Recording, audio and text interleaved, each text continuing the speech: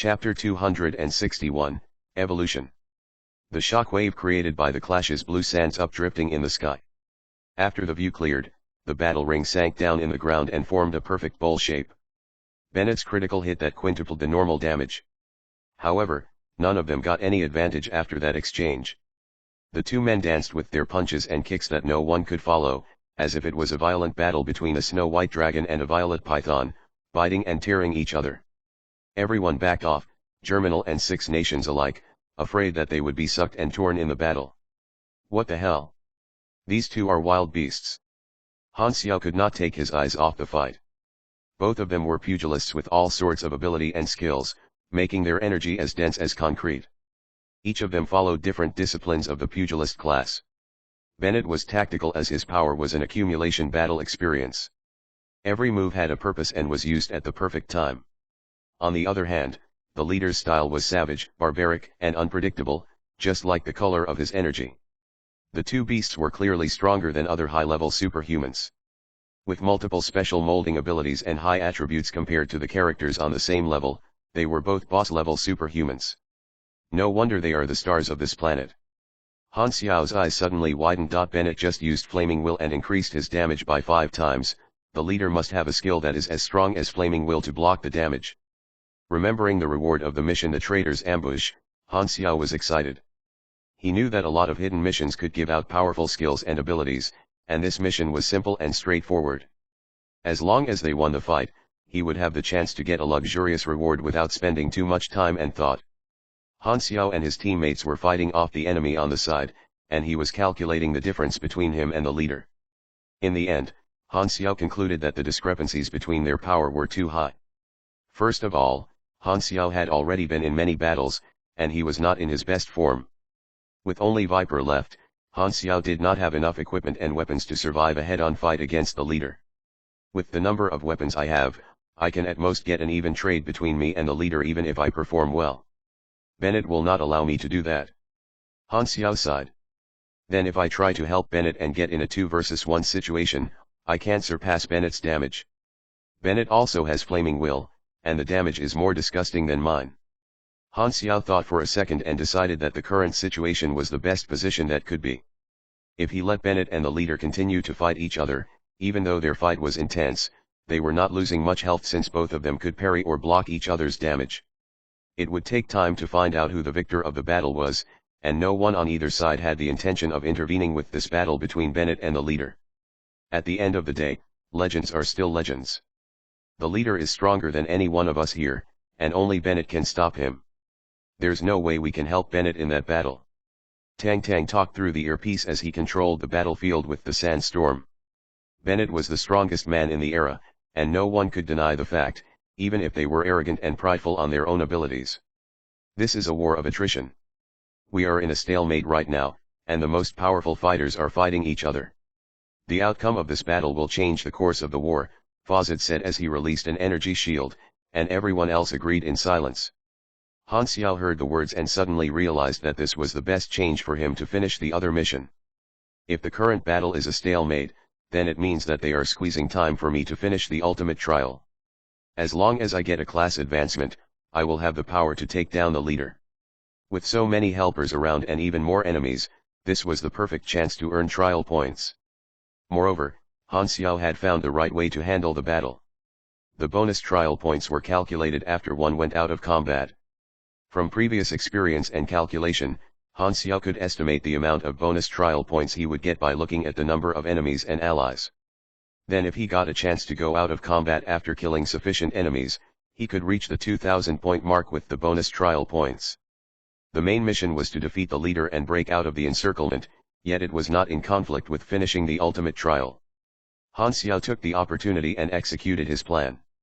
The battle was intense, and Han Xiao's allies suppressed the Germinal organization with their higher battle power.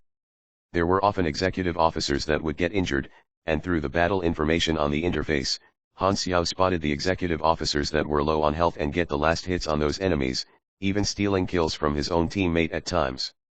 Earning trial points had never been so easy before, and the rate quickly stacked up. If there were players witnessing this scene, they could tell that Han Xiao was just last hitting all the kills with only one eye open. However, The teammates were not players. Seeing that Han Xiao was only shooting some bullets on the side, they thought that Han Xiao was exhausted and in a bad shape. They originally thought that Han Xiao was a powerful assistant, but it turned out that he had no place to be there. The reinforcements felt like they were babysitting Han Xiao. Diana, whose temper was as explosive as her esper power, shouted at Han Xiao, "Hey, Black Phantom, you are not doing anything here. Just leave the superhumans to us and go fight off the normal troops." If Black Phantom was in poor condition, the obvious solution was to let Han Xiao handle the minions. Diana's suggestion seemed fine in front of everyone's eyes, but Han Xiao ignored her command and continued his mission. Everyone's face switched. Their role in the battle suddenly changed from that statement. If Han Xiao disobeyed the commands, did that mean that he wanted to see the others fight with everything they had just to protect him? We should be teammates and stand side by side to fight the battle. Moreover, we are your reinforcements, yet you act like this is a game. All the team seemed annoyed at Han Xiao, and Diana was about to reproach Han Xiao before she was interrupted by an enemy's attack. She grumbled in her heart, he was a traitor of the Germinal organization to begin with. All he knows is to run around and hide, setting things up in the dark to trigger the war. He indeed is a slippery and treacherous man. At the same time, Han Xiao could not explain anything. He had to kill superhumans to collect trial points, and this was the only way for him to turn the tide of the battle. To fight off minions was just a waste of talent, yet his allies did not know why he was doing what he was doing. So, he could only remain silent, focus on his mission, and take all the complaints that his teammates had. The war slowly approached the most heated stage. Time slowly became vague in the intense battle, and additional reinforcements arrived at the stage. Yaras and the other 3 executive officers joined the team fight, and Han Xiao and his team felt a sudden increase in pressure from the enemy. They tried to break through the encirclement, yet the enemy's disgusting tactics denied them the chance to do so. In the end, his team was trapped in the fishnet. However, the Germinal organization also had to sacrifice uncountable soldiers and weapons to keep holding them back. Corpses and metal scraps were lying on the sand, slowly being covered up as wind and sand blew by. Although the enemy troops could not deal a devastating blow to the superhumans to win the war, their firepower was as annoying as a flying bug, slowly chipping away at the stamina and energy of the superhumans. Water droplets could wear away stone, many a little makes a mickle. In the end, injuries started to surface on Han Xiao's allies, and everyone soon felt worn out. Tang Tang and a summoner Esper were the target of the enemy. One had the power to control sandstorms, while the other could summon desert bugs and beasts. Both of them were excellent at providing crowd control to the battle. The Germinal organization's executive officers successfully separated the summoner out of the team. They broke through Fawzad's energy shield and took him down with a round of focus fire. The summoner had broken limbs, and blood spilled everywhere. The beasts who were no longer under control quickly ran away from the battle. Everyone was alarmed. Once fatal injuries and death started to occur, it meant that the momentum of the battle slowly shifted to the other side. It was extremely likely for the enemy to snowball into taking the lead. Han Xiao quickly calculated his trial points in his heart. At first there was around 50 executive officers, and an additional 20 showed up. I've killed around 30 people, and from the difference between our force and their force, I just need another 20 trial points along with the bonus I gain once I get out of combat to reach the 2000s mark. At the same time, Tang Tang, who was right beside him, got hit by a force field attack from Jaras. Tang Tang kneeled down and pressed his chest. All the other executive officers charged toward him and attacked. Seeing the deadly energy that would soon consume Tang Tang, Han Xiao used his field repulsion to push away Tang Tang, and the attacks flew past his shoulder.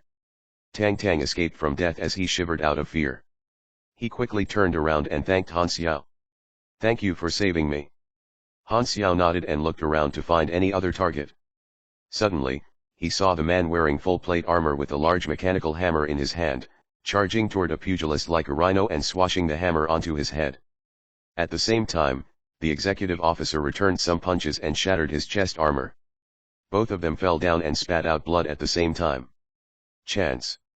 Han Xiao's calm heart was suddenly excited. He instantly sniped the pugilist with flaming will and ended his life. You dealt 964 damage to Tayran, LV54. You have slain Tayran.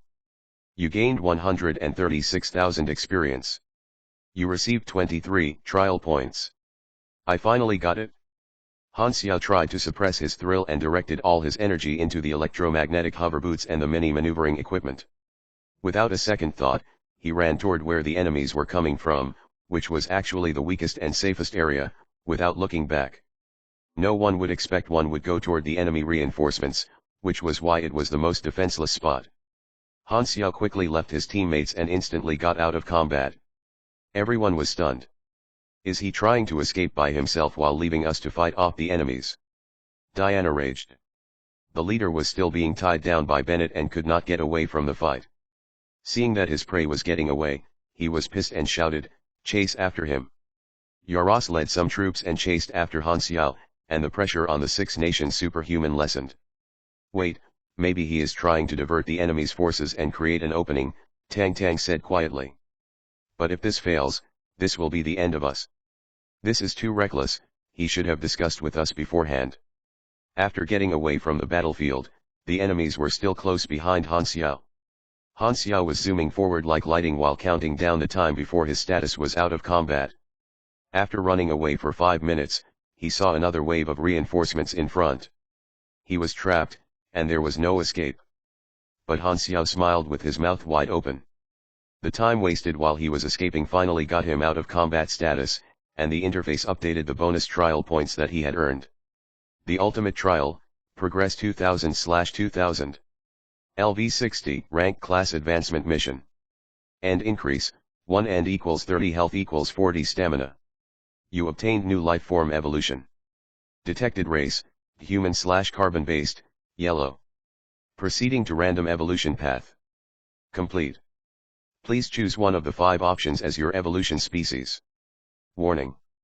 The action cannot be reverted. Please choose carefully. Appendix, Evolvement Path Guide. Yet, 78% compatibility. Manu Giants, 64% compatibility. Magica, 81% compatibility. Type 1 Space Human, 97% compatibility. Elementary Energized Life, 31% compatibility. Choice received. Proceeding. Evolution complete. You gained a race specialty, Adaptive Herd. You learned a skill, Machinery, Last Stand. Chapter 262, The Sound of Hammering. Every class advancement was an ascendance of life status. LV60 was provided a large upgrade to the status among all other levels of class advancement since it was the boundary between version 1.0 and version 2.0. The effects of class advancements were based off accumulated experience, and the life form experienced its first evolution. The path of evolution was not completely random, but it was dependent on the initial race that was chosen by the player. For example, carbon-based human evolution paths were usually all in human forms. The chain of evolution was not always certain, and one could have millions of possibilities for one's evolution. Compatibility determined the volatility of randomness of the status of the evolution.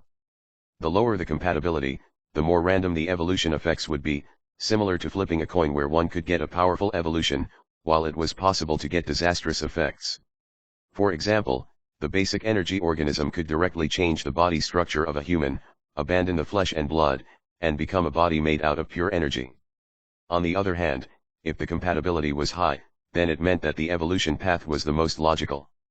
Han Xiao chose Type 1 Space Human as they had close to 100% compatibility since the Space Humans were the most common human species in Galaxy. The race was famous for its fast adaptation to new environments with the unique characteristic Adaptive Herd. Debuff resistance, physical resistance, and mental resistance all increased by 10%. All races had different specialties. Once the evolution effects took place, it would be a major upgrade in status, where every race would have a different focus on statuses it improved on. Galaxy contained thousands of races, and from this step forward, all the players started to shape their own unique characteristics that were distinguishable from others. Compared to the other 4 choices, the Type 1 Space Human was the most common one.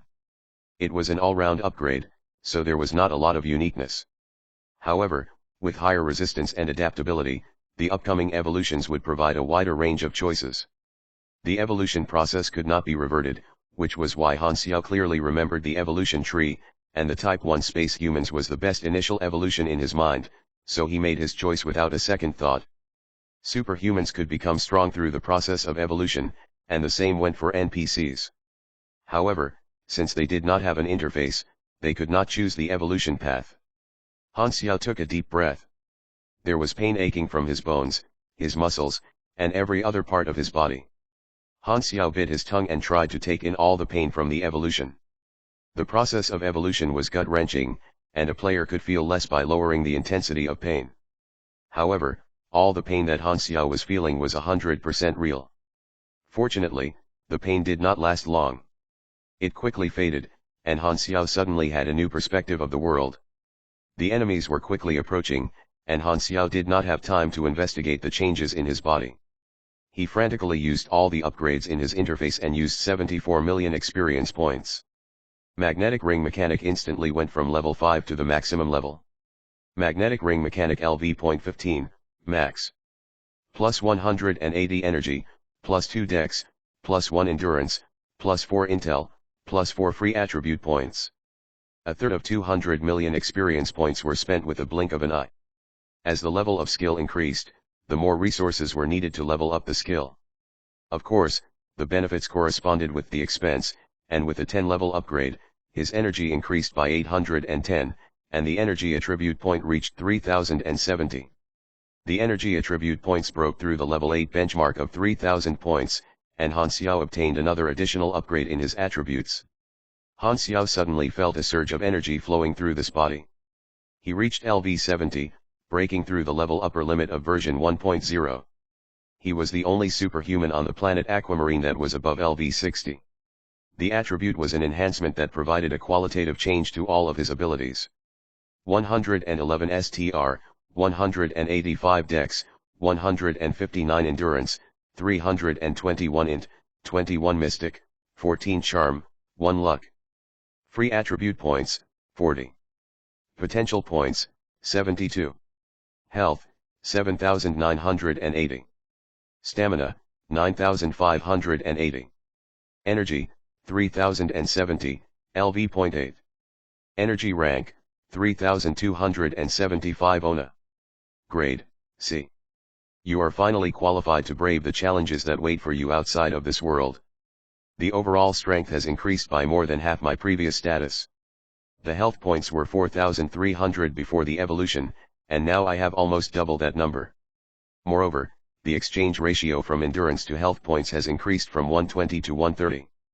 After all the upgrades and level UPS in the status, the 4 important attributes all increased by around 30 or 40 points. He quickly calculated his combat power, and he did not use the 40 free attribute points. Under an unpredictable battle, he could quickly adapt to different situations by adding attribute points. Han Xiao stood up and turned toward Jaros and the troops. His eyes was sharp, cold, and deadly.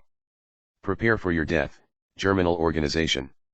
The troops arrived in front of Han Xiao, and Jaros roared, block all the escape routes. Don't let him get away. He then shot his force field toward Han Xiao. Bang! The ground exploded with a pit. Han Xiao dodged the attack with ease, and he was a lot faster and more agile than before. He charged in front of Jaros and used his compounded magnetic chain split blades. The skill blew a violent wind with so much power that it instantly broke through the defense force field as if it was a knife slicing through cake. Deng! After a flash of light, Jaros suddenly lost his vision, and he felt that he had lost control over his body. The pain exploded in his body, and he felt sharp blades sink into his flesh. He had already sensed what would happen to his body. His eyes had lost all hope. No. The 9 blades pierced through the body at the same time, and Jaros' body was filled with holes with blood splattering everywhere. The blade sliced through the muscles and tendons, and Han Xiao had butted through the last desperate force field created by Jaros and smacked his head with all his strength.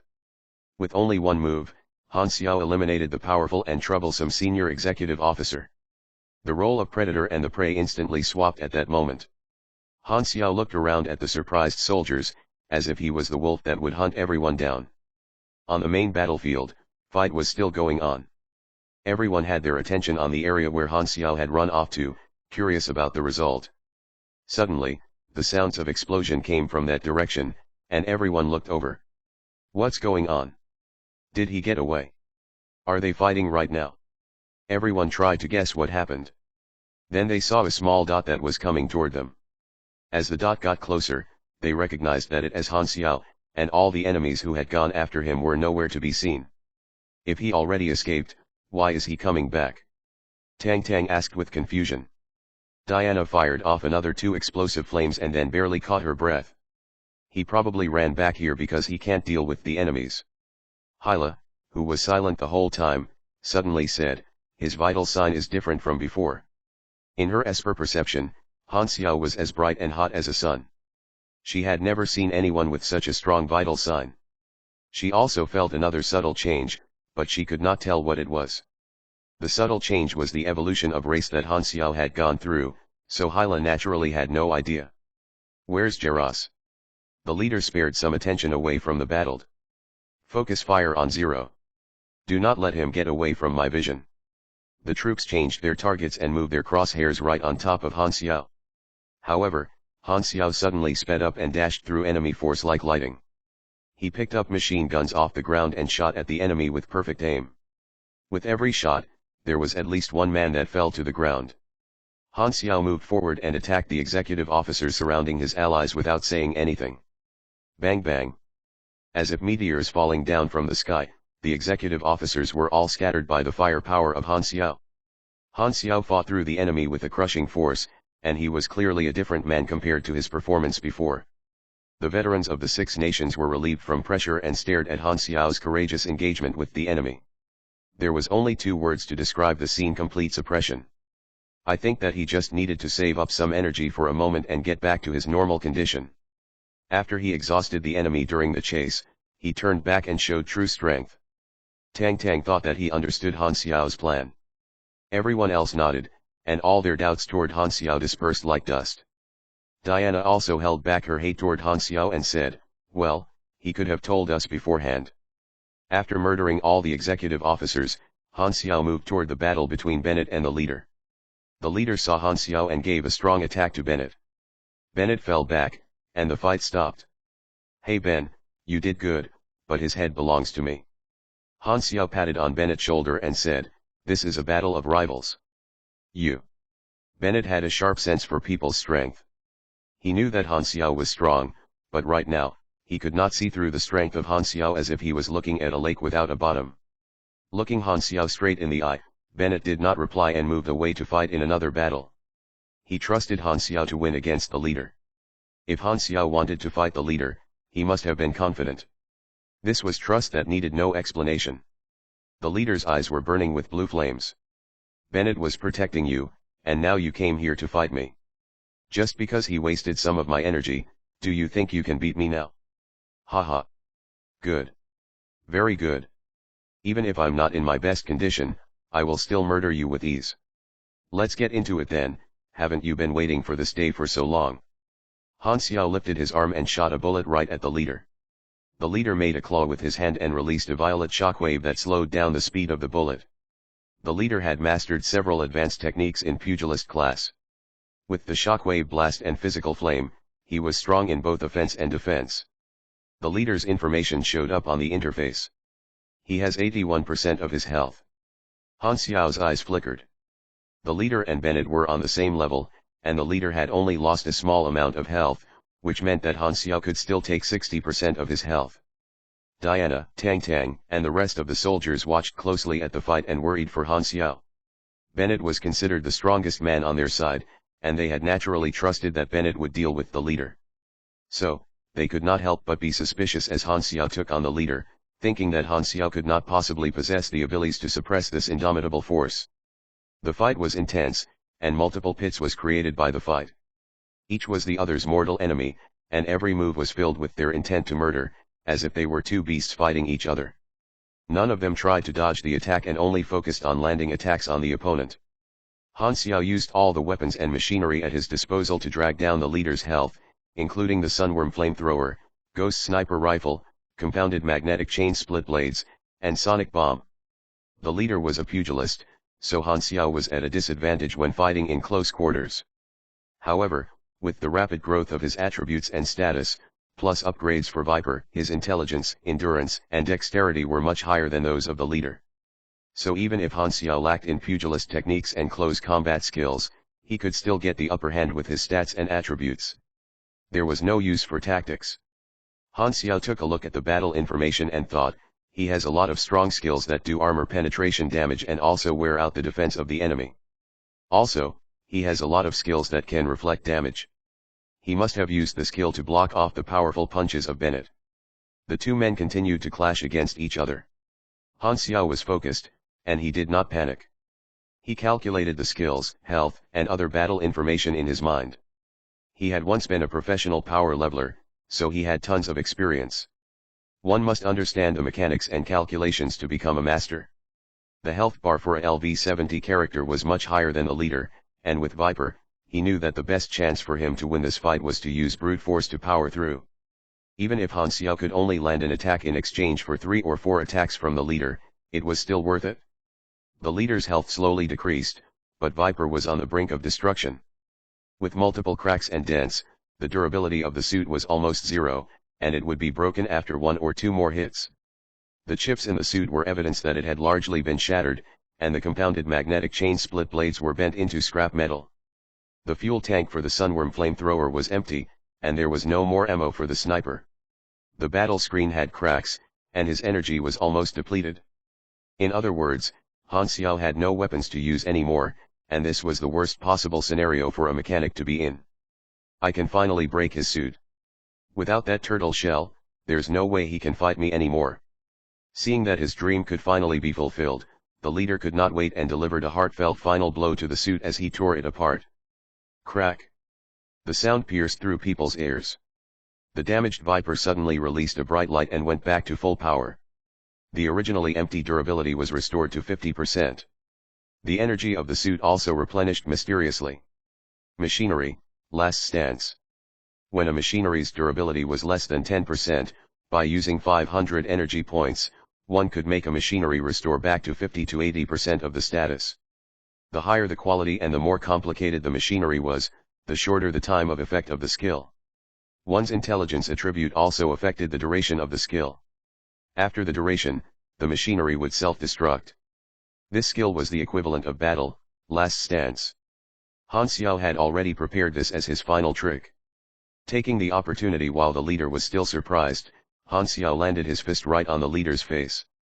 The leader fell back and rolled on the ground, and the mask started to crack. He tried to get up, but he suddenly felt a weakening force dragging his body down. The leader had been in such an intense battle that he did not realize his status was dropping at an abnormal rate. He had injuries all over his body. "Hey, you there, can you lend me your weapon?" Han Xiao looked over to the mechanical pugilist in the dust. The man hesitated for a second, and with his injured body, he threw the energy hammer to Han Xiao. Catch! After he caught the hammer, a dark blue mechanical force covered the hammer, and Han Xiao activated the flaming will, which had just come off cooldown. Han Xiao swung the heavy hammer around, and the small boosters on the head of the hammer left a curve in the air. Han Xiao smacked down with the hammer right on the leader's face as he tried to get up. Boom! Bullseye! Like a baseball being hit by a bat, the leader flew away a few hundred meters and hit 3 vehicles along the way. In the air, the mask broke into pieces and landed on the ground. Chapter 263, An Unfamiliar Face. The sand blew in the wind as if the world was covered in a thin cloth. As the sand drifted down to the floor, the hole slowly became clear. In the violent wind, a shadow of a man got up with difficulty, kneeling on the ground. Tick-tock, tick-tock. Blood dripped down from the corner of his lips. The leader covered his face and stood up with difficulty. At this moment, the atmosphere froze. The entire battle looked over at the leader as if there was a temporary ceasefire. The leader of the Germinal organization always wore a black metal mask. Almost no one, even including people from the Germinal organization, knew his true identity. To have the ability to lead such a powerful force, the leader should be a man with a well-known background. All the countries had a lot of guesses on the leader's true identity, and they thought that since the Germinal organization had been created during the Old Era, the most plausible guess was that he was a legend in the Old Era who had changed his appearance. Han Xiao also looked over. No players in his previous lives had been able to find out the identity of the leader, so he was as curious as the rest. The leader put down his hand, and the face that presented in front of everyone's eyes was a distorted face with multiple scars, as if there were bugs crawling under the skin. The scars looked like it was a deep scratch left by a wild beast. Most importantly, It was an unfamiliar face. Even though his looks were appalling, the outline of the face was still recognizable. Han Xiao was confident that he had not seen this face when he looked at the intel on the dark net. He looked over at Bennett and the superhumans from the 6 nations, and they were all confused. No one recognized the leader. Bennett frowned. He was a legend from the old era, and he still remembered numerous legends from back in the day, including those who died in battle or died of old age. Yet, he could not recognize face of the leader. There were only 3 possibilities. First, the leader had also worn a mask in the old era. Second, he had changed his appearance to hide his identity. Third, he had not been a powerful man during the old era and stayed under the radar during that time. With his appearance revealed, the leader did not show any expression, as if he could not care less. Can no one recognize him? Does that mask only try to hide the terrifying face so as to avoid decreasing the morale of the soldiers? Han Xiao frowned. Babies would cry seeing the leader's face. If he did not wear a mask, he probably would bring a -20 military morale debuff. The battle was not over. Leaving the questions behind, Han Xiao went on the offense, swinging his mechanical battle hammer with only 30 seconds before Viper broke down. Bang bang bang.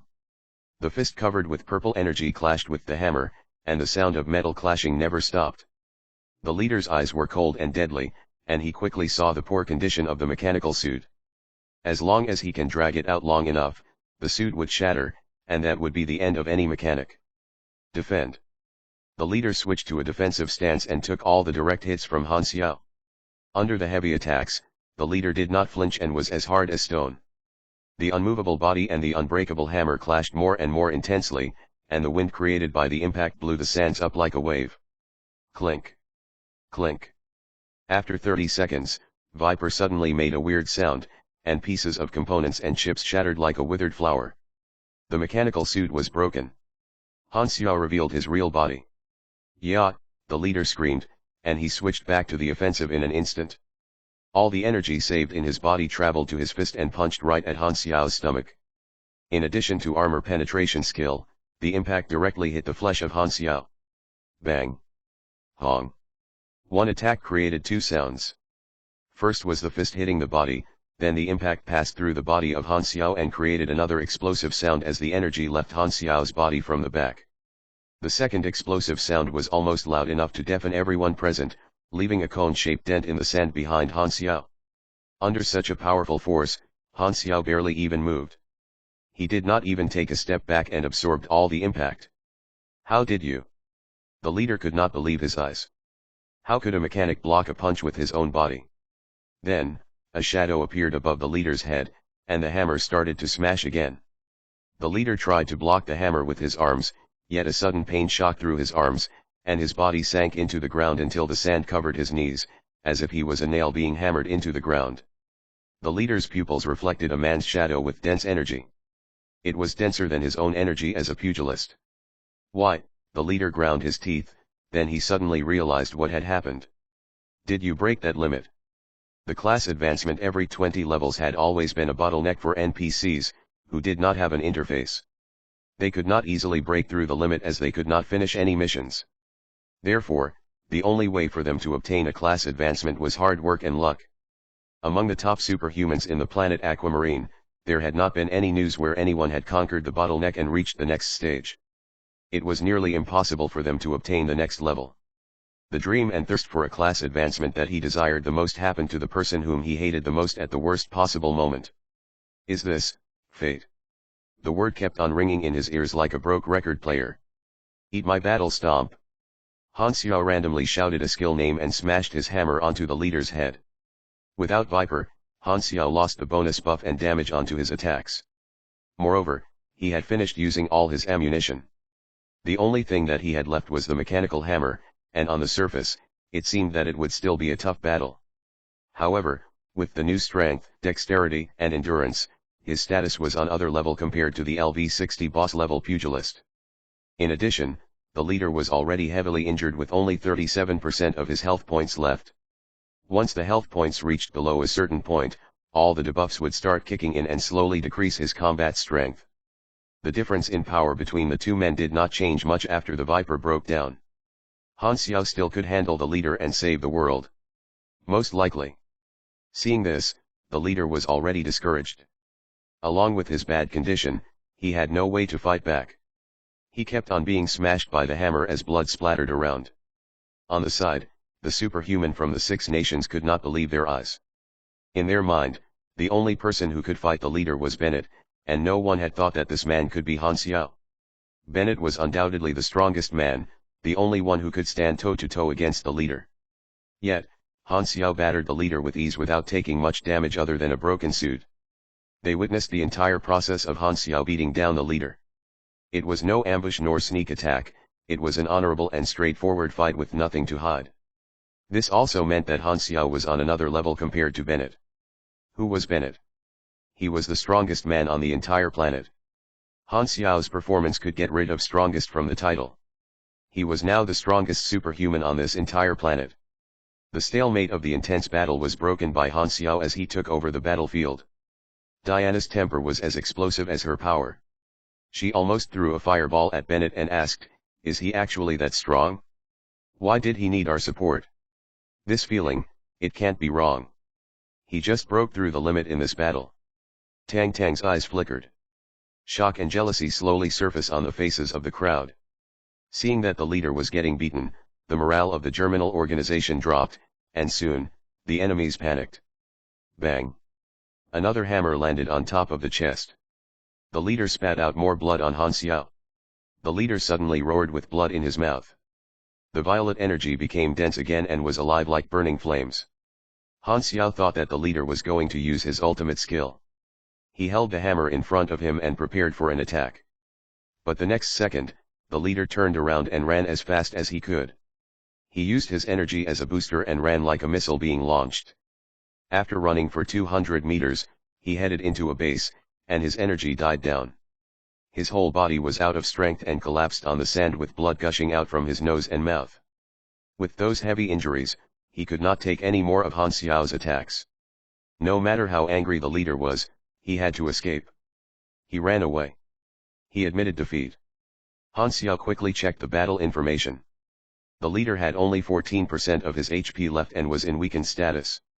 Taking 60% of his HP had been achieved. Chapter 264, The Historical Moment. The leader had sustained heavy injuries, and this caused the Germinal forces to instantly collapse. Some troops rushed to surround and protect the leader while others were still bogged down in a battle. The Six Nations experts used this opportunity to concentrate fire on a single spot and created a hole in the Germinal formation. "Get in the car!" Tang Tang yelled. The cars were about to drive past Han Xiao, and this was the best chance to get in the car. Han Xiao took a glance toward the leader and saw that he was blocked by several lines of bodyguards. The leader still had 14% of his health left, and with the troops surrounding him, it would not be easy for Han Xiao to kill the leader in a short amount of time. Seeing how his allies were all about to successfully escape from the Germinal forces, delaying any longer could risk them getting encircled once more. Han Xiao himself did not really mind this. With his current strength, he could solo the Germinal army that was on the brink of breaking apart with ease. However, aside from Bennett, all other members of the team that came had sustained injuries, and casualties might arise were they to keep on fighting. Han Xiao had once been their rescue target, but now, he had turned into someone who needed to protect them. Han Xiao did not know whether he should laugh or cry at this, but he made the logical decision within a short moment. The traitor's ambush mission is already completed, and my job is done. All I have to do now is relay the confidential information to the Six Nations and let them worry about the rest. He decided not to deal the final blow as it did not really matter to him at this point. As the cars were just about to pass him, one of the doors opened, and Han Xiao quickly jumped aboard, leaving the troops behind in the dust. The Germinal troops were completely left behind this time, slowly becoming specks on the horizon. It's done. Han Xiao finally let out a deep breath. The leader would no longer have any chance to stop him now. This had truly been an exhilarating experience. This time, he had rescued Aurora and Hyla from the Germinal headquarters, stolen advanced mechanic knowledge from their lab, and even gotten hold of a bunch of crucial war information. Killing his way out and revealing his identity had also cemented his position as a legend on the planet as well as further boosting his reputation among the players. He had broken past version 1.0's limit after killing countless high-level Germinal executives and even beaten up the leader himself, obtaining the lucky draw on 2 of the leader's abilities. Although he had faced endless danger along the way, the reward made it all well worth it. Han Xiao thought of something and suddenly looked back at the germinal leader from the car window. The leader stood shakily on a distant sand dune, with his now weak-looking figure swaying in the wind. Han Xiao and the leader's gaze locked onto each other's despite the long distance. The leader was expressionless. He had mustered all his resources this time yet had ended up with nothing to show for it. However, instead of raging over it, all Han Xiao saw in the leader's eyes were conflicting emotions of pain, dejection, and even a sense of release and weariness. It was as if he had used up all his will and no longer had the energy to let out his fury. Han Xiao was somewhat puzzled and became curious about this character. Leading the germinal organization to overthrow the mighty 6 nations. Why did he do all this?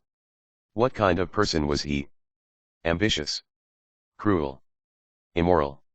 Despite his long-time adversity with the leader, Han Xiao barely knew about his foe. Oh right. I don't even know his name. Han Xiao once again focused his gaze on the leader, and the leader also met his gaze from the distance. In that instant, it was someone had pressed the pause button, and even time itself had stopped. The gaze between the two looked almost like a still painting. This was Han Xiao's first face-to-face contact with the leader. And also the last. Later, the 6 nation fighters present would describe the scene and leak it to the whole world. After the war had ended, when each nation was reorganizing, they would find out that this was the turning point in the war. The stare-down between Zero and the germinal leader would become a historical moment and be recorded in planet Aquamarine's history. The moon lit up the night, and stars were scattered throughout the sky. The astral sea lit up the side of the hill, and artificial lighting was not even needed deep into the night. The 3 cars were parked atop a hill that was hidden in the middle of a small forest. The engines were turned off, and silence filled in the surroundings. Everyone had gotten out their cars and spread out to mind their own business. Some chewed on their rations, some tended to their wounds, and others made small talk. After the intense combat throughout the day, they had decided to stop there for the night to rest. Driving past the plains in front of them would get them to the border between the 6 nations and Germinal's war zone. Germinal had limited control over this area, and it was nothing compared to the forces that were swarming around the headquarters. The forces that had pursued and ambushed them earlier had suffered heavy casualties, and there were truly no more threats to the team. Han Xiao finally had some time to take in the changes that he had gotten from evolving his race. He observed his body under the gentle moonlight. His skin was still yellow, but there were some minor changes. After the minor changes to his DNA, his body became even better proportioned, and his limbs seemed to have grown longer. He also felt that he had become more handsome as he checked himself out with a mirror. Yup. Definitely not just my imagination. Type 1 space human had high compatibility with his body. This was a race of humans who had adapted to live in space and had been exposed to a variety of different types of radiation as well as the planet's environments over the years. This was a race that strictly followed the laws of evolution, and those who could not adapt naturally could not survive. The logic behind them was similar to how humans on Earth had evolved into different races, Asians, Caucasians, Africans, etc. The differences all came from the different living environments. Type 1 space humans also started as the countless normal humans in the universe more commonly recognized by other alien races as carbon monkeys, parasites, sneaky bastards, prideful creatures, racists, not delicious, etc. Due to the harshness of space, the Type 1 space humans had much stronger bodies. They had more perfectly evolved. Of course, their bodies still looked more or less like that of a normal humans. There was not anything such as green skin or longer teeth. Each race and species evolution paths were very much traceable. Carbon-based organisms could not suddenly become mechanical life forms. Those that evolved or mutated into having potential to utilize life energy were commonly known as true soul carriers. Most thought-capable species had the potential to develop this power.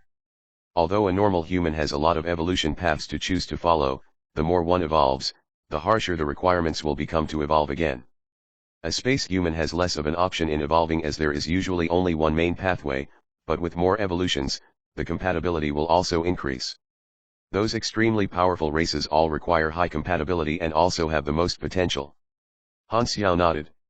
Evolution was a step-like process. Gaining massive power early on would naturally mean that one would mean losing out later on. Only by walking on a wider road would he have more options in the future. It was also important how well the evolution pathway worked with his class. As he did not need to go for those all-brawn no-brain races, the Type 1 space human evolution was very suitable for Han Xiao. I might as well finish dealing with the traitor's ambush now. Han Xiao rubbed his hands and was full of expectations like an old gambler. Ahem. It was more like the excitement one felt from getting their pay. The traitor's ambush has been completed. You have obtained lucky draw for 2 of the Germinal leader's abilities. Commencing lucky draw. Draw complete. Please choose 2 out of the 5 following abilities. 1. Advanced martial arts, talent, decrease energy consumption by 30% when using pugilist skills and increase damage output by 15%. 2. Venomous attack, skill, assassin type skill. Strike fast like a snake, and deal 4 to 7 consecutive blows to your opponent. The first hit will deal 41 to 59 bonus damage, and each following blow will deal 5% less. 3. Repel, thorns, skill, use your energy to absorb 30% of all incoming attacks. If it's a melee battle, reflect the same amount of absorbed damage back to your opponent. Uses 300 energy, 500 stamina, and cools down in 110 seconds. 4. Iron Fist, talent, bare-handed attacks increase in damage by 7% and block chance increases by 3%. 5. Steel Body, talent, immune to true damage. Unfortunately, the lucky halo was not one of the draws. Does he not have it, or is my luck just too bad? Han Xiao shook his head. The leader had several dozen different abilities, and the chances of getting something good with only 5 draws was truly too low.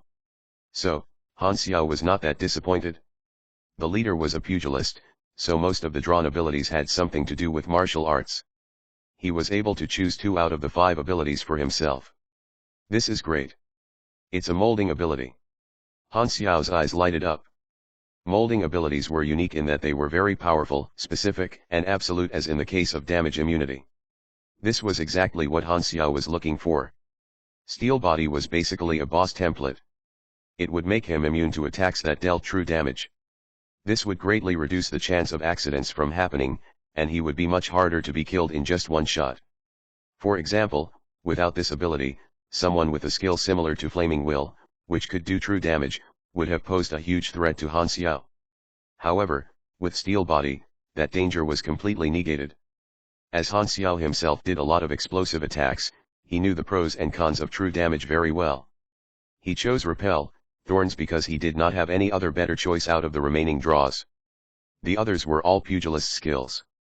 When he thought back on the previous fight between Bennett and the leader must have used this ability to tank Bennett's broken quintuple damage punch. When Han Xiao thought about the leader again, he could not wipe away his interest in this main storyline character. Chapter 265, The Next Class Change Requirement. Translator, Atlas Studios. Editor, Atlas Studios. You have obtained Repel, Thorns. You have obtained Steel Body. A paralyzing feeling passed through Han Xiao's body, and it made him much more focused. When he stretched out his arms, he found out that his body had become much tougher. His chest even gave off satisfying echoes when he gave it some test smacks. Looks like I'm progressing well on the road to become a true meat shield. Han Xiao was in a good mood as he was very glad about the mission reward this time around. He had obtained his second molding ability. True damage was damage that directly reduced one's health regardless of other defensive stats. For example, when a normal attack with 100 attack power landed on someone, it would be reduced by a certain amount depending on the armor that the assailant wore. On the other hand, true damage would be able to do 100 flat damage without reductions. With this ability, he was much harder to kill and was starting to look more and more like a boss character. After maxing out his magnetic ring mechanic class in the interface, Han Xiao still had 125 million experience points left, which he used to directly max out machinery, last stance and repel, thorns. After spending another 13 million EXP, he gained 2 additional potential points. Both of these abilities were very useful. Machinery, last stance was self-explanatory. It was basically like combat Viagra for mechanics. Repel, Thorns was a very powerful defensive skill as it could directly mitigate a portion of all incoming damage. Maxing out magnetic ring mechanic also unlocked the new class change requirements. Class change requirement, reach LV80, obtain 400 intelligence points, learn 5 advanced mechanic knowledges. Well, that's surprising. Han Xiao's eyes flashed. Several of the class change requirements for main classes were the same for everyone. Han Xiao had class changed 4 times and had Mechanic Novice, Novice Technician, Mechanic Trainee, and Magnetic Ring Mechanic. All mechanic players who went with the Magnetic Ring class change tree would have to complete the same requirements. Only when they had learned enough advanced knowledge and leveled up intelligence enough would they be able to move on to the next level. My intelligence stat has already reached 321 points. With 40 free points I now only need 39 stat points to meet this requirement. So, the important thing now is to look for a subclass to max to obtain LV80 overall. Even someone like Han Xiao who basically only assigned points into intelligence did not have enough to do the class change. It was even worse for the mechanic players who did not know any better and put points randomly into different areas. These players would have no other choice but to arduously look for more subclasses to gain stat points from. The cap on version 2.0 was LV90. The higher the overall level, the higher the required experience to level up one's subclasses. This was why the later one fulfilled one's class change requirements, the higher the cost would be. Eventually, when a player's subclasses levels made up most of their overall level, their actual strength would then be laughable. In the past, some Galaxy players had only been able to meet their class change requirements once they got to LV80. Before they could level up their main class after the class change, they soon ran into the version's level cap. Unsurprisingly, these players were the weakest when it came to PvP. Han Xiao threw in all 40 of the unassigned points into intelligence and muttered, "I also need to find a subclass. My strength has already far surpassed the version cap, so I don't need to focus on leveling up anymore for now. I should try to look for one of the rarer subclasses. Those tend to give more free skill points per level, so I will be able to class change without leveling up too much." He was not worried about obtaining advanced mechanical knowledge. It seemed hard because the rate of his growth had already surpassed the norm in the current version. Advanced knowledge was something that would come by sooner or later. "Hey, Black Phantom. Can I have my weapon back?" Someone called Han Xiao from behind him. Havilan had walked over as he asked Han Xiao. He was the mechanical pugilist who owned the rocket-boosted hammer. The hammer was still with Han Xiao at the moment. Han Xiao turned and replied, "Oh, this. I gave it a small check before, and it seemed like your weapon wasn't functioning properly. Let me help you repair it first." Or in Han Xiao's mind, "You can have it back after I've figured out the blueprint for this thing." Havilan had a face full of suspicion. "There's a malfunction? But it worked fine when I was using it." "Oh, you know, damaging weapons is often unavoidable during intense battles. This weapon was developed by Theseus's military factory, and I was ordered not to let anything about the technology leak out." Havilan was troubled. He knew that Han Xiao was a mechanic, so he was naturally concerned. "That's not right," Han Xiao replied in a righteous voice. "Do I look like that kind of person? We're teammates right now, you and I." Han Xiao was not feeling guilty about this at all. Teammates were supposed to be used, or what difference would they have from fish in the market? Havilan hesitated for a few seconds before finally relenting, and he returned to where was previously. He did not believe a word Han Xiao said, but the thing was, this dude was much stronger than every other person present. What could he do? The Six Nations agents were busy reporting the current situation to their higher UPS. All the nations had their full attention on this issue. Han Xiao did not really mind. He might as well let the Six Nations people know how strong he was so as to avoid any misunderstandings in the future. Han Xiao saw that Bennett was huddled up and talking with a small circle of people, so he walked over. He noticed that they were clamoring over a wheel that had fallen off and asked, "What's this about?" "I'm not sure if you have noticed, but we're trying to fix this wheel," Bennett said in a salty voice. Han Xiao looked at him weirdly.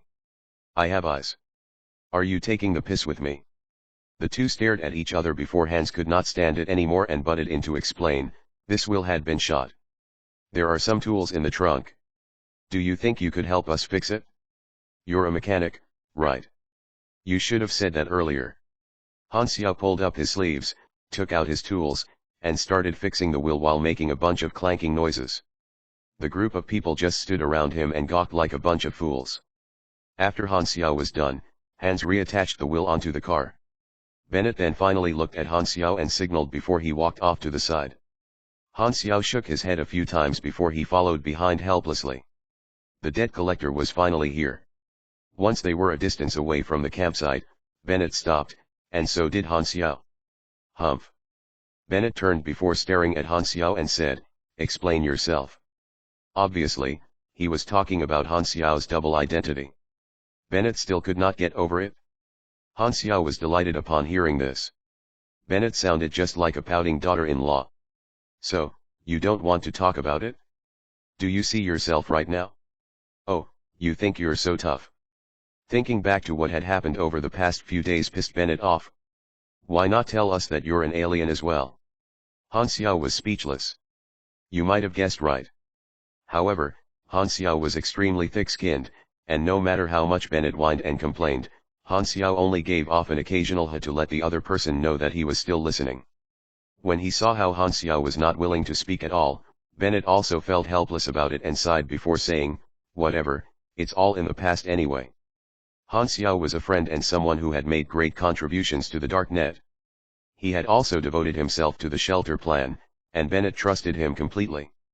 He would not fuss too much over something like this. Moreover, Bennett secretly respected Han Xiao for his accomplishments. Bennett coughed a few times before saying in a muffled voice, How did you break past the limit?" As a superhuman, he also wanted to become stronger. Bennett wanted to ask about Han Xiao's experience in hopes of gaining some enlightenment for himself. He actually did not care about being surpassed by Han Xiao or any of that. Bennett had never been one to care too much about these small things, and he had always lived life by trusting his friends. Han Xiao was one such friend. Although this youngling would irk him from time to time, he was still a likable helper. Han Xiao thought for a bit before replying with a straight face, like the old teachings. "First, take in a deep breath but wait. You also need to start circulating energy around your nether region. You know where I'm talking about, right? So basically, your bladder. You will then start to feel like energy is slowly leaking out of you, but don't worry, this is common for all beginners. Once you can control this feeling and hold the energy from leaking on will, you will be able to break through your limit. It's as easy as that."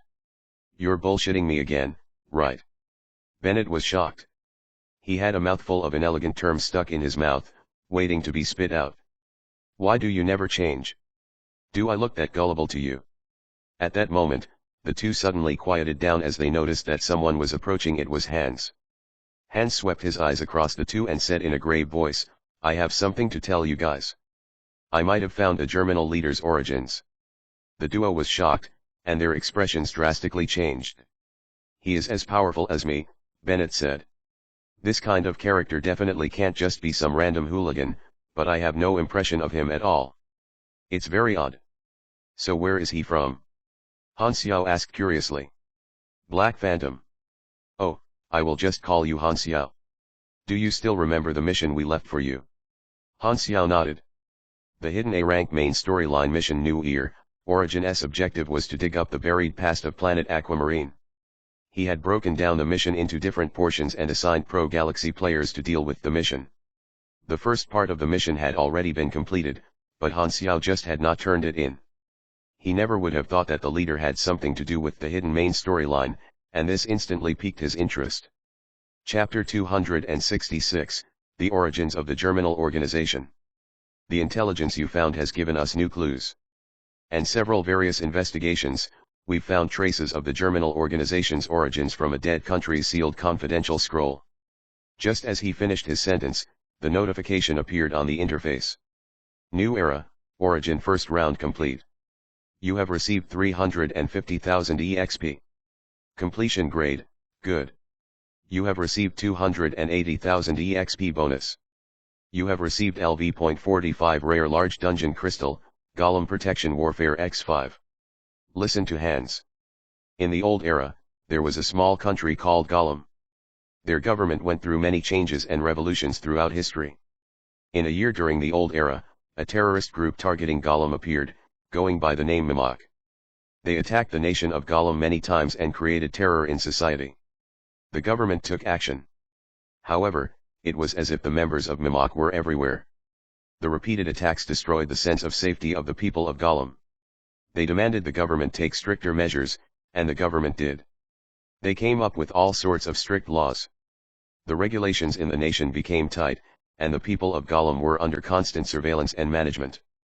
They called it protective measures. After that, Mimok seemed to have disappeared in just a night. There were no more attacks. The measures seemed to have worked. However, Mimok was actually an organization that was created by Gollum's government secretly to inflict violence upon their people. For safety, the people of Gollum willingly accepted the strict protection. The government took the rights back from the people one after another. All media sources and any platform that could give the people a voice were under the government's strict control. Bennett nodded and said, "That is ruling through terror. You create an enemy for the people, and you will be on the side of the people. They will feel the danger themselves. And when there's no guarantee of safety, terror will push most people to give up freedom in exchange for safety, accepting strict regulations." "That's right." Hans nodded and continued. "There's no way of knowing why the government back then chose this way of ruling the nation. Maybe they didn't want to make the same mistake that was made in history. However, some people discovered the truth about Mimok. The tricks of the government were exposed. It became a scandal that could bring them down. The people of Gollum were furious. They paraded, protested, and created a civilian resistance organization. It led to one violent conflict after another, wanting to overthrow the government. When the internal conflict in Gollum was most heated, the galactic civilization came. They brought along knowledge that could change the world. At that time, chaos appeared everywhere around the world. Then war broke out. Gollum got invaded by their neighboring country. Gollum had focused too much on the internal conflict. With the threat from both inside and outside the nation, the government fell. The nation was invaded and taken over. Gollum died. So, the Germinal organization is Mimok. The current Germinal organization leader was a citizen of Gollum. He was once a member of the Gollum Civilian Resistance Organization. Oh. The Gollum Civilian Resistance Organization should be an enemy of Mimok, Han Xiao said in surprise. What's his actual identity? What's his name? Hans shook his head and said, that era was too long ago, the detailed identity can't be found anymore. What we know for sure is that the leader of the Germinal organization was once just a nobody. Gollum died, but Mimok survived. After getting out of government control, the leader of the Mimok was ambitious. He turned the organization into a starving wolf looking for an opportunity in the war. They were once active before the Old Era War. However, one day, Mimok suddenly disappeared. Then only appearing again after a few years. And when they reappeared, they were called the Germinal Organization.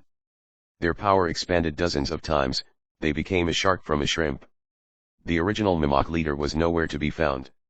This is all the intel I could find. It got quiet, and they stared at each other. Seems like the leader took Mimok away, Han Xiao said in a low voice. Bennett was more concerned about another problem. What happened to the other people of Gollum? Some were killed by the nation that invaded Gollum, some changed their nationality, and the rest became wanderers. Hans paused before saying, also, the nation that invaded Gollum is now called Raylan. So that's what happened. Now we know the motive of the Germinal organization leader being hostile toward the Six Nations' revenge. Han Xiao nodded. Everyone had hope in their life. Hope would become a wish, and that wish would become a belief. Different beliefs led to different paths that would clash with each other, resulting in conflicts and possibly even war, the ultimate form of conflict. The Germinal organization was created from the old era. They had been at the front lines of the conflict, yet not only did they still exist, they had even become stronger and stronger. The leader's past sounded legendary. From an ordinary person that no one had heard of, he became the leader of the organization that could fight against the Six Nations. He sure did match up as one of the main characters on planet Aquamarine. However, only the leader himself knew his actual thoughts and experiences.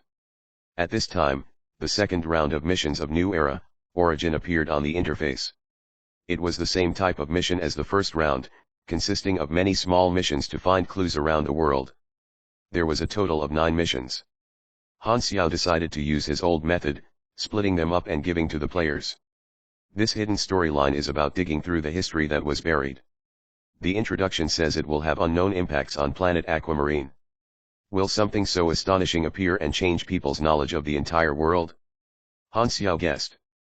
The basic reward of the second round was 800,000 EXP, and the grade reward was still unknown.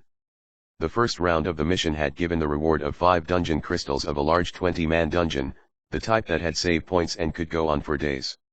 Large guilds would definitely be interested. Han Xiao felt he could make a fortune from this. After some chit-chat, they went back to the convoy. Han Xiao sat at the side and ate some dry food. Suddenly, he smelled a fragrance. Hyla came beside him, then said with a serious face, "We have already escaped. When are we going to fetch my younger sister? I'm very worried about her." Han Xiao ate the last piece of biscuit, wiped his mouth, and said, "We have to go back there in order to fetch your sister. These people of 6 nations definitely won't agree to us taking the risk." "Then we can go ourselves," Hyla said without hesitation. Han Xiao shook his head. "If I go back, the leader might fight back again, and there will be more trouble." Like Han Xiao had said at the start, fetching Aurora was very troublesome. However, splitting up was a must. Bringing Aurora along would have meant taking care of her and not being able to fight all out. There would have been many restrictions, and Aurora might have faced danger, leaving openings for the enemy. If the enemy had realized that the two of them were protecting Aurora and decided to focus their attacks on Aurora, the two of them would have shown more flaws in the fight. They might not even have made it out if they had brought her along. Hyla scowled at Han Xiao but did not say anything. They had been through life and death situations together, so she believed that Han Xiao would not go back on his word. Hyla and Han Xiao could be considered comrades. The Hyla now was younger and more sentimental compared to the goddess of death in his memory, who was ice-cold and unpredictable. Han Xiao felt very joyful seeing the sentimental side of the person that would become one of the strongest in the future. Friends made during hard times would definitely be closer than those made after being successful. He stood up, tapped Hyla on her shoulder, and smiled. "Don't worry, I have someone better to do the job." Hyla frowned. Honestly, she did not want an outsider to fetch her sister, but Han Xiao definitely had his reasons for saying that. "Is that person trustworthy?" Han Xiao touched his chin and nodded. "We are in a trading relationship, he has no reasons to be my enemy, and his abilities are most suited for this task." Hyla nodded. She chose to trust Han Xiao and stood to the side. Han Xiao took out his laptop and dialed into a communication channel. After a few seconds, a voice came out of the laptop. "Black Phantom. It's me." Han Xiao smiled and said, "How are you, Dion? I didn't think you would find me at this moment. Aren't you on the battlefield? News about you is all over the place." Dion was surprised. Han Xiao now had an astonishing level of influence, so his tone was also a little gentler. "Then you need to wait for the latest news," Han Xiao said. "How's business recently?" "Quite good, many big customers are willing to spend at times of war." "I wanted to buy something from you," Han Xiao said. "The bonfire reaction furnace, PE0 nanotechnology fiber, and so on. I want to buy a few more units of these. Money is not a problem. I will give you a list later." Viper was done for, and Han Xiao wanted to build a new one. His skills had improved, so he wanted to make an even stronger version. As a mechanic, he just had to build another one if the previous one was destroyed. That was how life was. "Sure," Dion agreed immediately. "I'm in Andria, too. As you know, war is a business opportunity. You decide on a location, and I will send the things. It's best not to be anywhere near Ordina." "You're in Andria? In that case, I have a small favor to ask of you." "What?"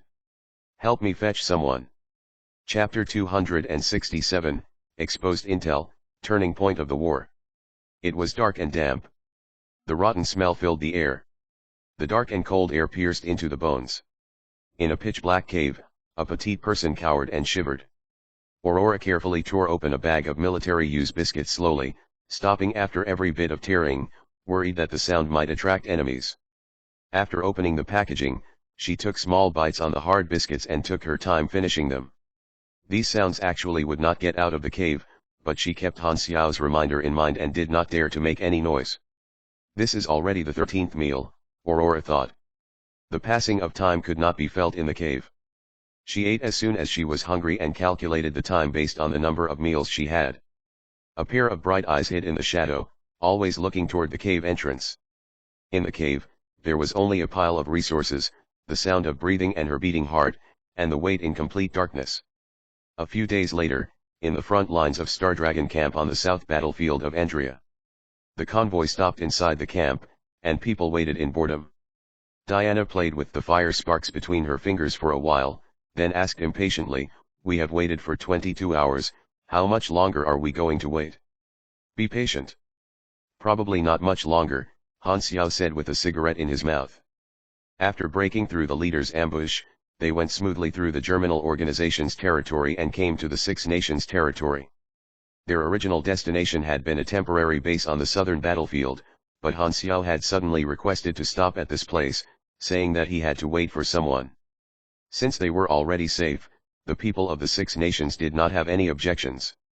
They did not leave because they had a mission, which was to monitor Han Xiao and give the intel to the Six Nations. Since it was a very important matter, the Six Nations had to make sure of it. At the side, Hyla walked back and forth anxiously, continuously glancing at the entrance of the camp. The soldiers passing by looked at them with admiration. They usually did not have the chance to see so many high-ranked people. Suddenly, there was a commotion at the entrance of the camp. Hyla stopped in place and looked over nervously. The guards opened a gate, and a man in a hoodie held the hand of a little girl and walked in slowly. The face of the little girl was pale and filled with curiosity. She looked left and right, and when she saw Hyla, she could not take her eyes away. It was Dion and Aurora. Hyla walked forward with wide strides, hugged Aurora tightly in her arms, and only let go when Aurora almost could not catch her breath. She squatted down, touched Aurora's face, and looked at her carefully. Seeing that Aurora was unhurt, she felt relieved immediately. Then she looked at Aurora's pale face and said apologetically, "I'm sorry, I will never leave you again." Aurora wiped her eyes with the back of her hand and smiled brightly. The smile seemed to have lit up the entire world. "I knew you would come to fetch me." Seeing that her younger sister was safe, Hyla was so relieved that she suddenly felt that the wind was so gentle and the sunlight was so warm. It was the feeling of freedom. At the other side, Dion looked for Han Xiao and said, "I didn't disappoint." Dion's invisibility ability was most suitable for sneaking into all sorts of dangerous places. He had found Aurora with the coordinates that Han Xiao had given and brought her out. Ever since the ambush for Han Xiao failed, the alert level of the Germinal organization had dropped tremendously, so they had escaped safely. "Thanks." Han Xiao nodded and smiled. "Sorry to let you take the risk, I owe you one for this." "Don't have to. You saved me once, count this as my payback." "It was not a big deal." Dion waved his hands.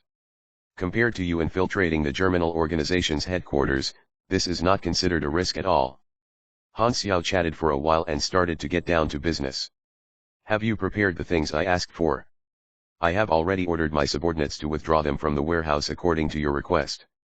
They will be directly shipped to the southern continent. You can get them as soon as you go back there." "Okay. I will pay you whatever's needed by then." After they chatted for a while, Dion left. Diana said impatiently, "Can we go now?" "In a bit." Han Xiao walked toward Hyla and Aurora. They were still talking. After he got closer, he heard Aurora ask a question. "Sis, where do we go now?" Aurora asked with anticipation on her face. Hyla suddenly paused. That was right, they were free. Where should they go? They did not have to work for anyone anymore. Where should they go in this big world? Hyla was lost. "If you have nowhere to go, how about you come with me? My territory is very safe." Han Xiao walked over. "With you?" Hyla hesitated. She touched Aurora's head. She wanted to bring her sister to explore the world. "Your sister was imprisoned for so long, her health is in very bad condition," Han Xiao said. "Even if you want to take her to places, at least her health condition needs to improve first." "You're right." Hyla's face tightened. She agreed with Han Xiao's point immediately. The priority now was to improve her younger sister's condition. She felt heartache every time she looked at how weak and skinny Aurora was. Although she still had immeasurable hatred toward the Germinal organization, she was now focused on her younger sister and did not have any thought of taking revenge. She just wanted to settle down with Aurora first. She respected her younger sister's opinion and asked Aurora, "What do you think?" "Sounds great," Aurora replied joyfully. After such a long time being imprisoned, everything in the outside world was new and exciting to her. Aurora suddenly thought of something. She said to Han Xiao timidly, "Thank you for saving me." Han Xiao smiled and did not say anything. He reached out his hands and pinched Aurora's face, and Aurora did not resist. Hyla looked at Han Xiao complicatedly. Never had she thought that her younger sister would be saved by him. She did not know how she could pay back for something so huge. We'll follow him for now then. After a few days, they passed through a few camps and came to the temporary base in the southern battlefield.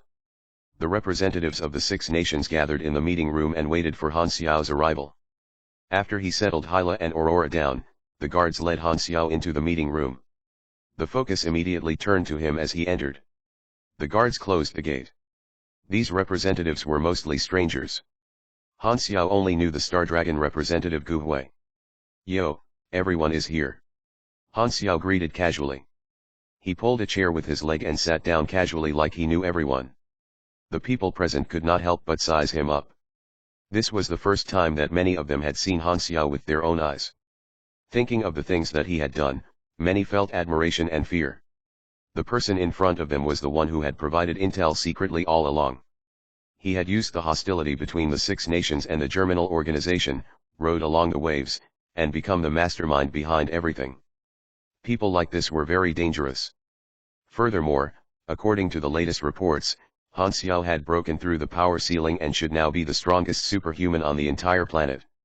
From the 6 nations' viewpoint, they definitely feared someone so strong that belonged to another organization. Darknet had both Bennett, who was previously the strongest, and Han Xiao, who was now the strongest. They had become a worrying organization no matter how the 6 nations looked at it. Luckily, the Darknet had always stayed neutral. At least that was good news. Gu Hui knocked the table and said seriously, "Han Xiao, we fulfilled our side of the deal. It's now your turn. Come on, don't we know each other? What's with the formal tone?" Han Xiao said jokingly. "We haven't met in a long time. How have you been recently? Have you been promoted? Although it is easier for you to be demoted rather than promoted in your position." Veins appeared on Gu Hui's forehead. He knocked the table heavily. "Get down to business. People nowadays don't even want to chat.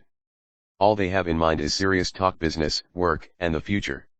Han Xiao shook his head. "Life is about more than that. That's not the point. Why do you have so many things to talk about?" Gu Hui was frustrated. "Please respect the formal occasion." The representatives of the nation's mouths twitched. Han Xiao gave them a completely different feeling compared to what they had imagined. Shouldn't the mastermind be ferocious, mysterious, and a man of a few words?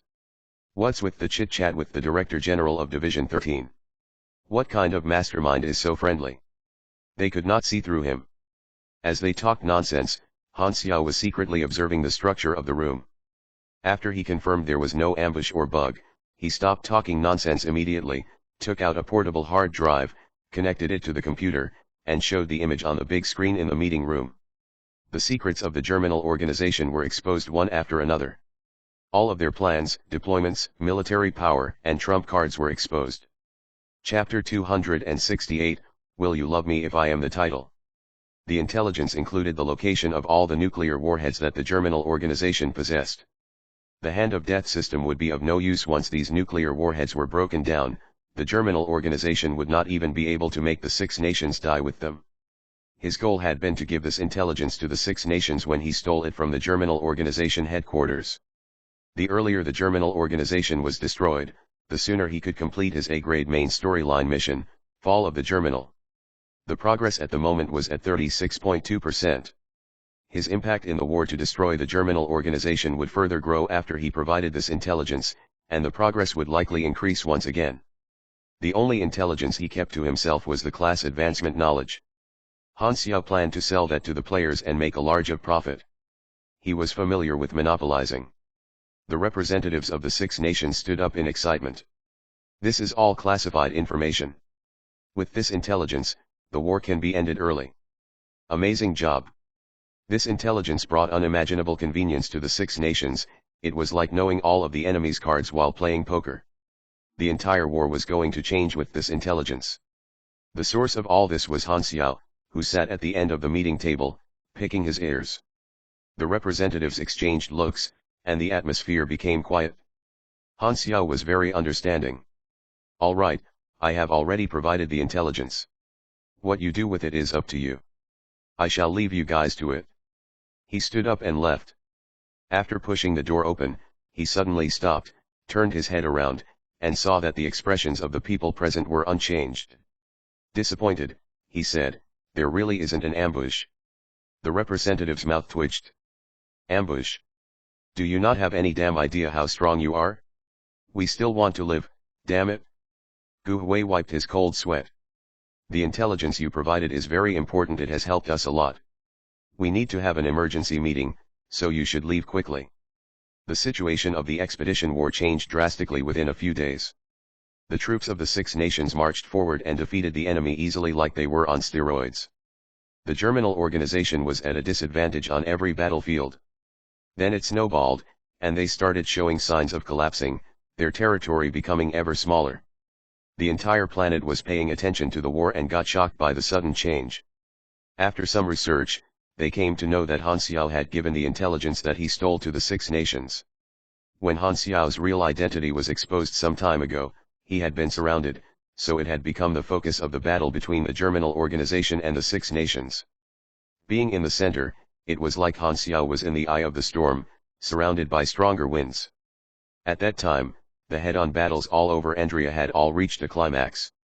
The large number of troops of the Germinal organization had been stalled by the Six Nations with all their might, so they did not have enough troops, and their ranged missiles were all blocked by the Six Nations. The organizations could already tell at that time that, if Han Xiao could escape, the entire situation would be changed. As expected, he became the turning point of the entire war. The person who triggered the war secretly was him, and the person who was going to end the war was also him. The organizations were all astonished. His legendary status is indeed well deserved. Having the upper hand in the war, the Six Nations started to report the situation of the war within the nations, spreading the word that the war was going to end and comforting the civilians. The civilians of the nations were relieved, and the nations felt the pressure on them lessen. Of course, the media undoubtedly exaggerated the negative things that the Germinal organization had done. Although the name of the Germinal organization was already bad enough, they still made it worse out of habit, emphasizing that the expedition was an act of justice, and it was to protect the homes and the nations. The players in Planet Aquamarine felt the change of the war themselves. The most obvious and direct impact was that the missions became fewer. With Han Xiao's influence, the conflict between the Six Nations and the Germinal organization had broken out ahead of schedule, so the impact of the players on the storyline was minimized. What they could do was negligible, but at least they had things to do. However, as the war became more one-sided, they did not even have the chance to do anything at all anymore. The players could now only watch as things happen. The players belonging to the Germinal organization were the exception. They had more missions, and they failed them more often. Even with the increased number of missions, they still seemed to be at a loss considering how often they failed. The players of both sides fought many times. The players of the Six Nations were gloating, and the players of the Germinal organization were crying.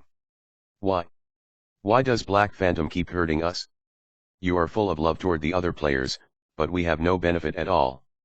Why were we born in the Germinal organization? The piece of sh*t Germinal organization, give me back my youth. Han Xiao's activities in the war were all exposed. A passionate player edited these videos into a short film and shared it on the forums. It received very positive feedback. However, the last battle was not in the short film. No players had been present during the leader's ambush battle, so there were not any recordings. The players could not help but feel that there was something missing. Therefore, Bun Hit Dog, who was the source of first-hand Black Phantom information, was affected as well. His personal page was raided by the players. What happened to first-hand information? Shame. Lousy host, subscribed. As words spread all over the outside world, Han Xiao had already boarded the return plane and left Andria, returning to the southern continent together with Hyla, Andrea, Bennett, and the others. Stepping out of the cabin, the warm air of the southern continent blew against his face, brushing away the feeling of war in his chest. Han Xiao squinted with comfort and took a deep breath. The exhaustion in his mind was eased. He had spent the most time in the southern continent, so it had a sense of familiarity like he was returning to his home. He felt very relaxed. Hyla held hands with Aurora and walked off the plane. Aurora was full of excitement and kept looking around. Everything in the outside world was fresh to her, and she could not get enough of it. I shall go back to Sanctuary 1 first. There are some matters that need to be taken care of, Bennett said and left with his people. Hans and Vernina nodded at Han Xiao and left together as well. Only Han Xiao, Hyla, and Aurora were left. Coming to the southern continent, Hyla suddenly remembered, when the Germinal organization retreated from the southern continent, she had fought with Han Xiao before and was hurt. She had even decided to get revenge. She had never thought that things would turn out to be how they were now. Where's your territory? Hyla asked. His territory was none other than the sanctuary. Han Xiao remembered that the early stage construction had been completed when he left, so he wondered how things were progressing since he had been away for so long. At night, Sanctuary 3 was still bright as day. A group of tough-looking men dressed like refugees crossed the alleys in the residential area. They seemed to be up to no good. These people were robbers and entered Sanctuary 3 disguised as refugees. As Sanctuary 3 became larger, its name spread further, so some robbers had malicious ideas. After they knew that the Sanctuary 3 had a large amount of resources, some people got greedy and decided to take the risk.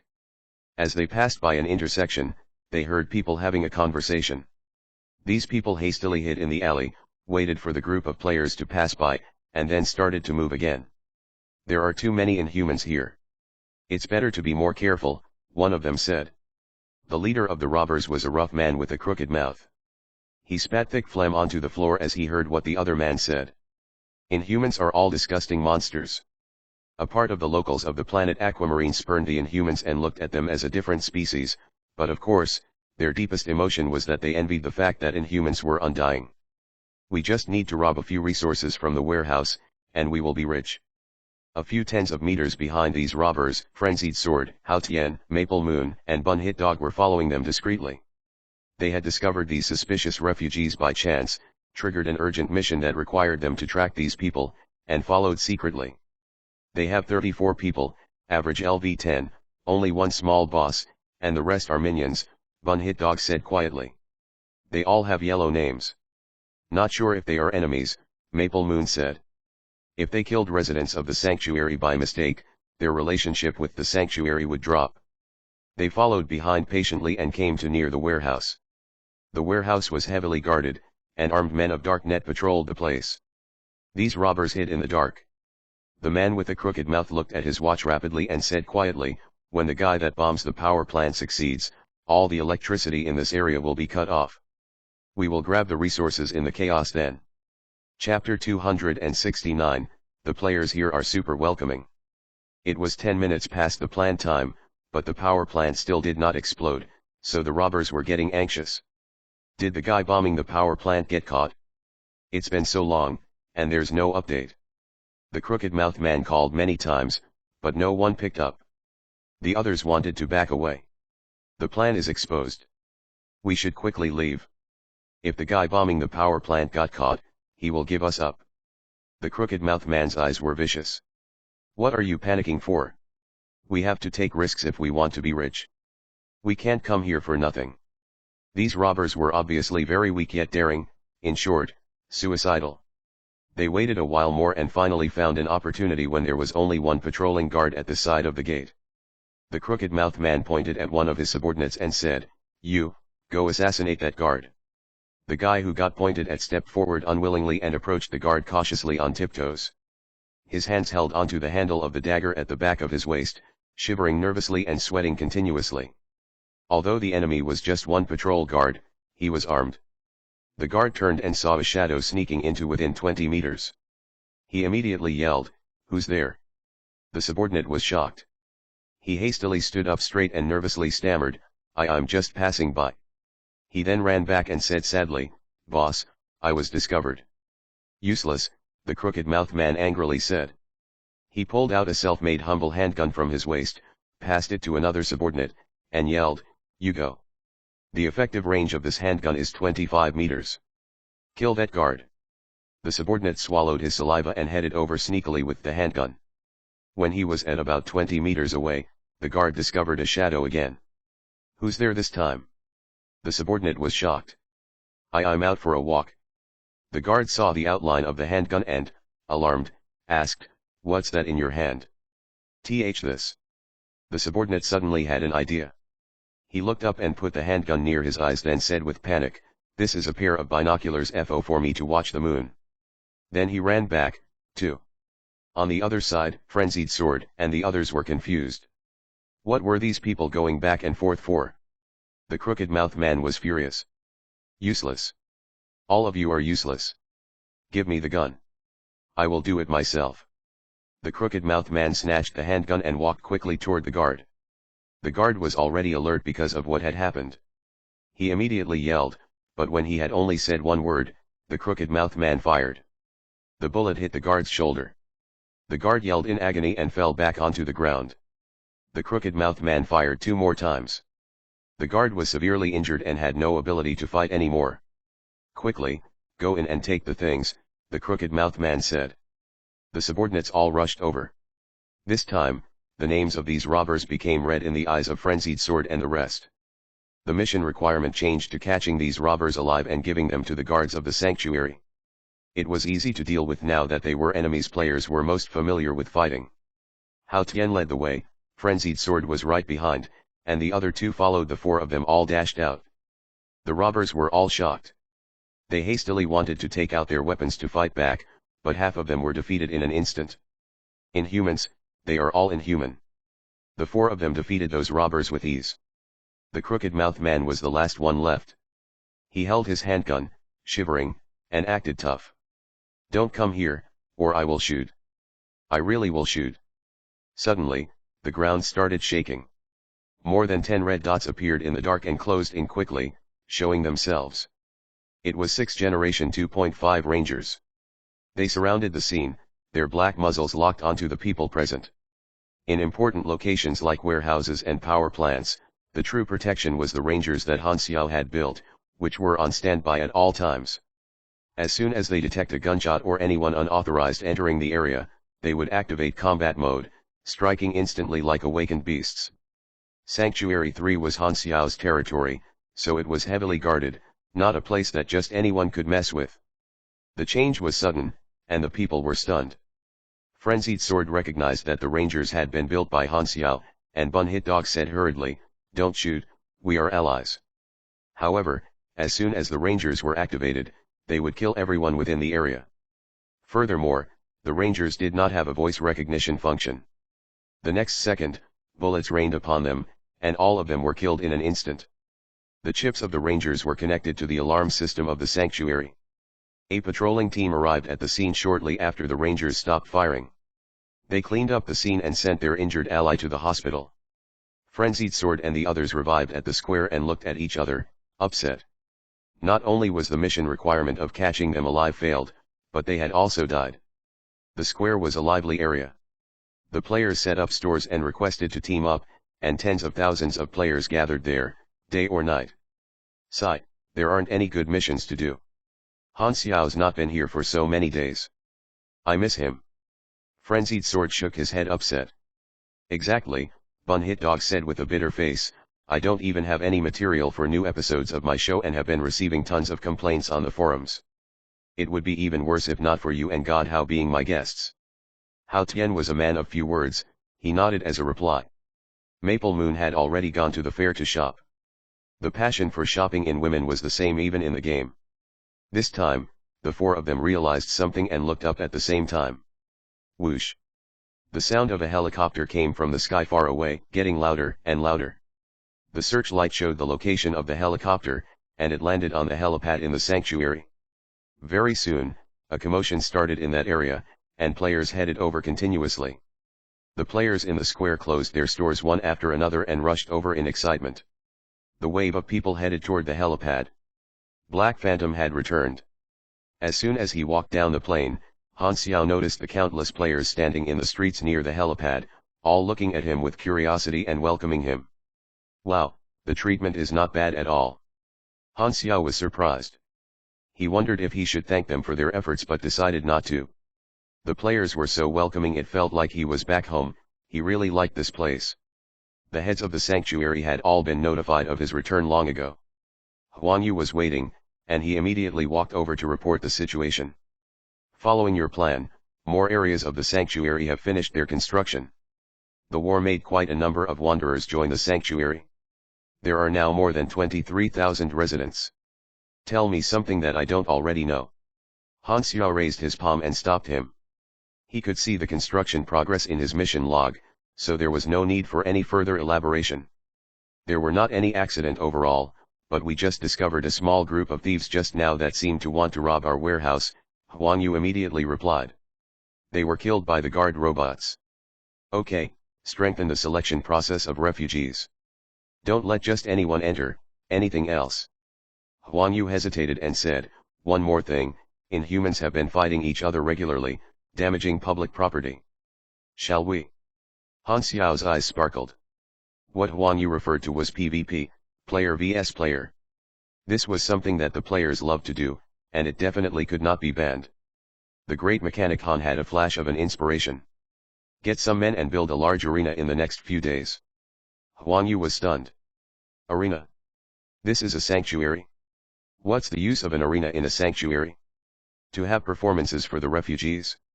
They might not even have a filling meal. Isn't that a waste of space and resources? Huang Yu could only hold himself from giving his suggestion, but Han Xiao shook his head and said, your thought process is too rigid. The Inhumans have too much energy. The arena will give them a place to use that energy. We can sell tickets and earn back what we spent on it. Not only are we building the arena, but we are also going to encourage the Inhumans to fight in the arena, then create a fair betting system with our guarantee and earn handling fees. Won't that gain us profit? Huang Yu opened his mouth and said in confusion, then why don't we just dedicate an area for them to fight? Han Xiao's face turned serious. Damn it, are you in charge or am I in charge? Trying to revolt on the first day I return? Tisk tisk, you'd better be careful, or I will.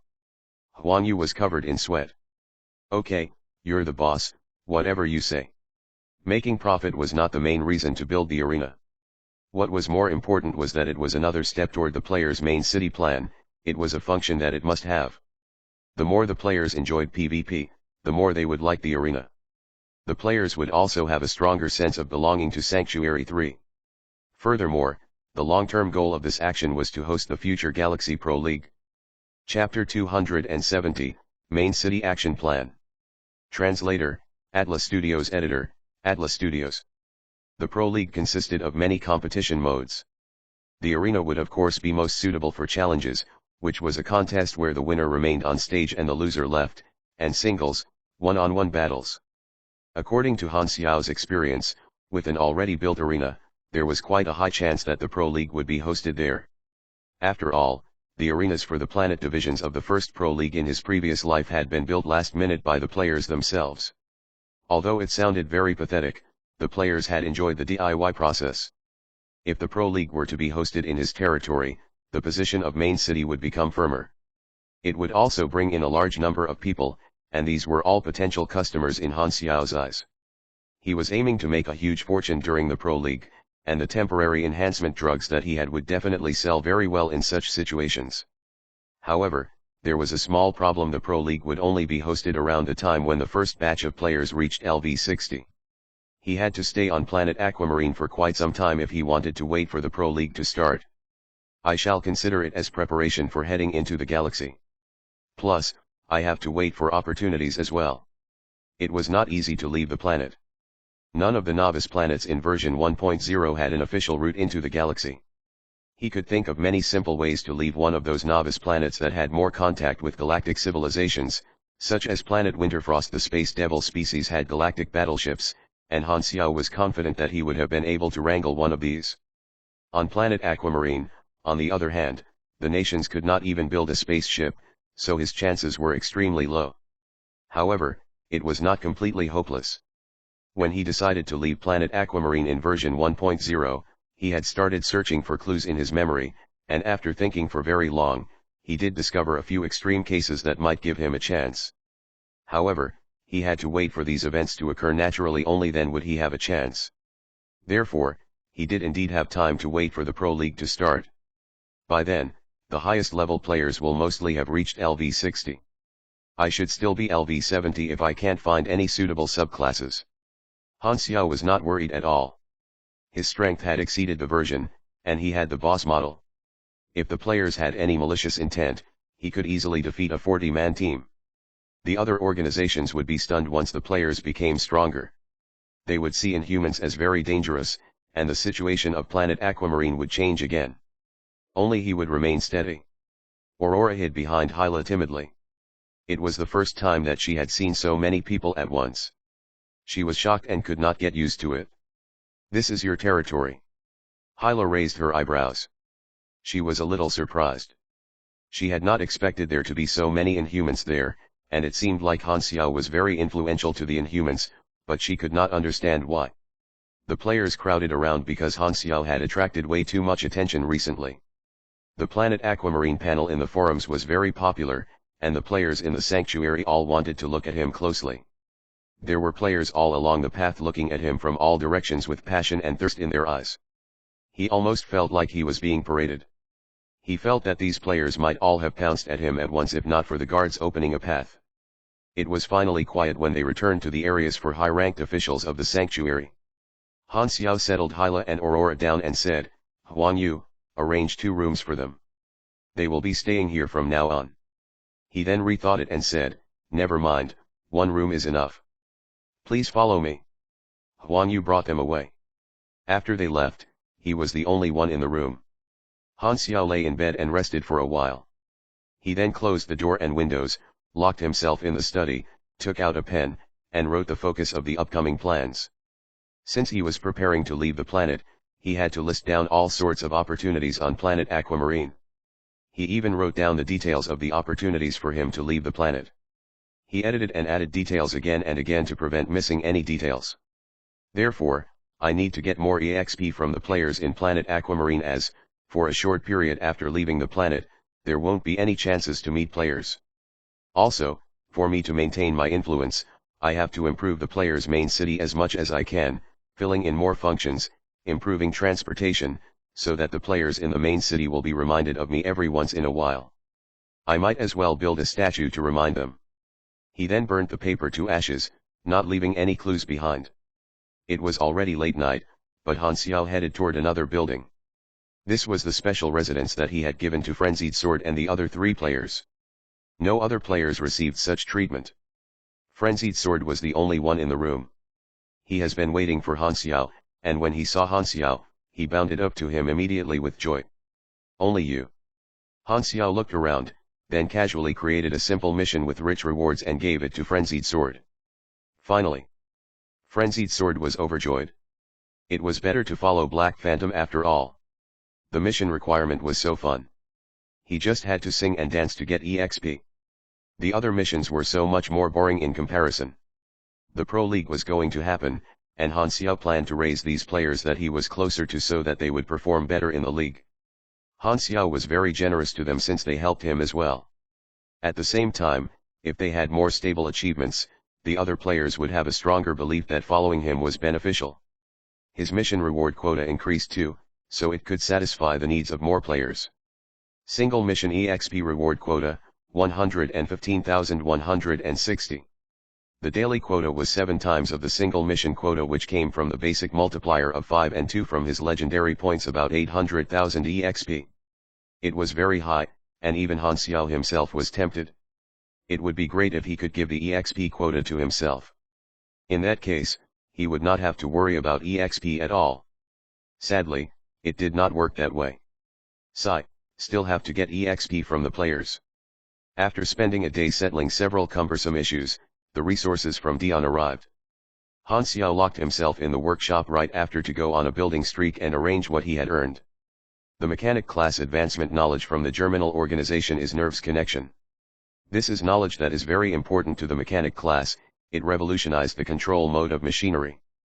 By inputting programs into the chip, orders can be made by reading the signal from the brain. The process of thinking is much faster than talking or hand signs. By spending 8 potential points, he maxed out nerves connection to LV.5. Basic knowledge required 1 potential point to level up, advanced knowledge required 2, and it increased as the knowledge became more advanced, requiring more and more potential points. Therefore, Han Xiao had been keeping his potential points and only spending them to level up important knowledge. The first task was to build a new mechanical suit. Han Xiao did not plan to duplicate according to the Viper blueprint. He wanted to innovate freely from that basis and create an enhanced combat suit. He already had some ideas. A large number of parts and resources were placed near the workstation. Han Xiao counted them, rubbed his hands, and showed a confident smile. Let's begin. On the 7th day. Whoosh. With the sound of leaked cold air, the metal cooling box opened. Inside was a strong transparent cylinder box filled with a light blue liquid. Han Xiao got rid of the liquid used to cool down the temperature and sped up the fusion process. A brand new combat suit could be seen, still giving out cold steam. It's finally complete. That was tiring. Han Xiao was excited. He rubbed his cheeks strongly to ease the slight exhaustion from not sleeping during the previous nights. The new combat suit used the same inner core concept as Viper, with PE0 nanotechnology fiber and muscle in between, still providing enhanced strength and dexterity, and he did not miss out on any of the original weapon modules. The outlook had the same style as Viper, dark black with flashes of blue light from the energy pipes, a complicated, precise streamlined shape with some changes. Its size was bigger, and it had more obvious edges, like protruding scales, giving off an entirely different feeling. If Viper felt like a hunting small venomous snake, the new combat suit felt like a black mamba stalking its prey in the dark, waiting to unleash a lethal strike. Ferocious. Sinister. Han Xiao would only have needed 3 days to duplicate Viper, but he spent 7 days this time. The remaining 4 days were all spent on fine-tuning and reinforcement. And thus the performance, armor, energy source, and modules had all been greatly enhanced. Chapter 271, New Mechanical Suit Amphiptera. The energy core was still the bonfire reaction furnace, placed around 5 centimeters below the neck. His machinery affinity and machinery skill both improved after the class advancement, so he enhanced the bonfire reaction furnace. He made a few hidden recesses at the back of the mechanical suit that were connected to the energy core. Energy blocks could be embedded into these recesses. If the energy of the bonfire reaction furnace was finished, these would be the backup energy source. There was also another function: extra power output. It could largely increase the performance of the mechanical suit, comparable to overload. The energy blocks would of course be the low-class energy crystal that he had extracted from the radiation crystals from the Shadow Stalker Viper nest. Emerald Grass was currently trying to domesticate the Shadow Stalker Vipers and make the crystals into a renewable resource. It had yet to succeed, but the hundreds of pounds of crystals Han Xiao had were enough. The armor was made with the new alloy that he had fused from advanced materials, Li iron alloy. It had a better defense than the platinum alloy. The control mode used the newly learned nerves connection. The helmet had a module that could read nerve signals. It was embedded on the inner side of the helmet like a metal plate, and the functions of the suit could be controlled with just a thought. The weapon modules were the ones that he spent the most effort and time on, all of which were largely enhanced. The most important new module was a large mounted part that was almost 6 meters wide when extended fully. This was a mounted mechanical wing that was embedded onto the back, shoulders, and arms. Its original model was the Sky Swallow glider, and the surface of the wings was wide. It had a 70 centimeter radius circular triple-fold propeller on both sides and a pistonless rotary turbo engine that could turn 360 degrees. The electromagnetic hover boots to run up, many maneuvering equipment to take off, the wings to glide, providing continuous mobility.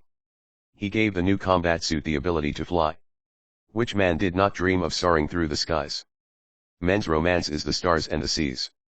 You have successfully enhanced light mechanical suit Viper, do you want to give it a new name? With a flash of insight, a suitable name appeared in Han Xiao's mind. Named successfully, you received customized blueprint light mechanical suit Amphiptera. I definitely have great naming skills. Han Xiao was very satisfied. Amphiptera is a flying serpent, so it really conveyed a clear image. Amphiptera. Type, light single unit mechanical combat suit. Grade, dark green. Basic stats. Armor, 8950/8950.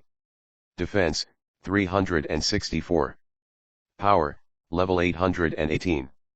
Energy, 4300, plus 800/4300, plus 800. Height, 1.87 m. Weight, 176 pounds. Control method, low-class smart chip plus nerves connection, extra plus 10 dex. Power source, mini bonfire reaction furnace, enhanced, self-charge. Recovers energy at 35/min.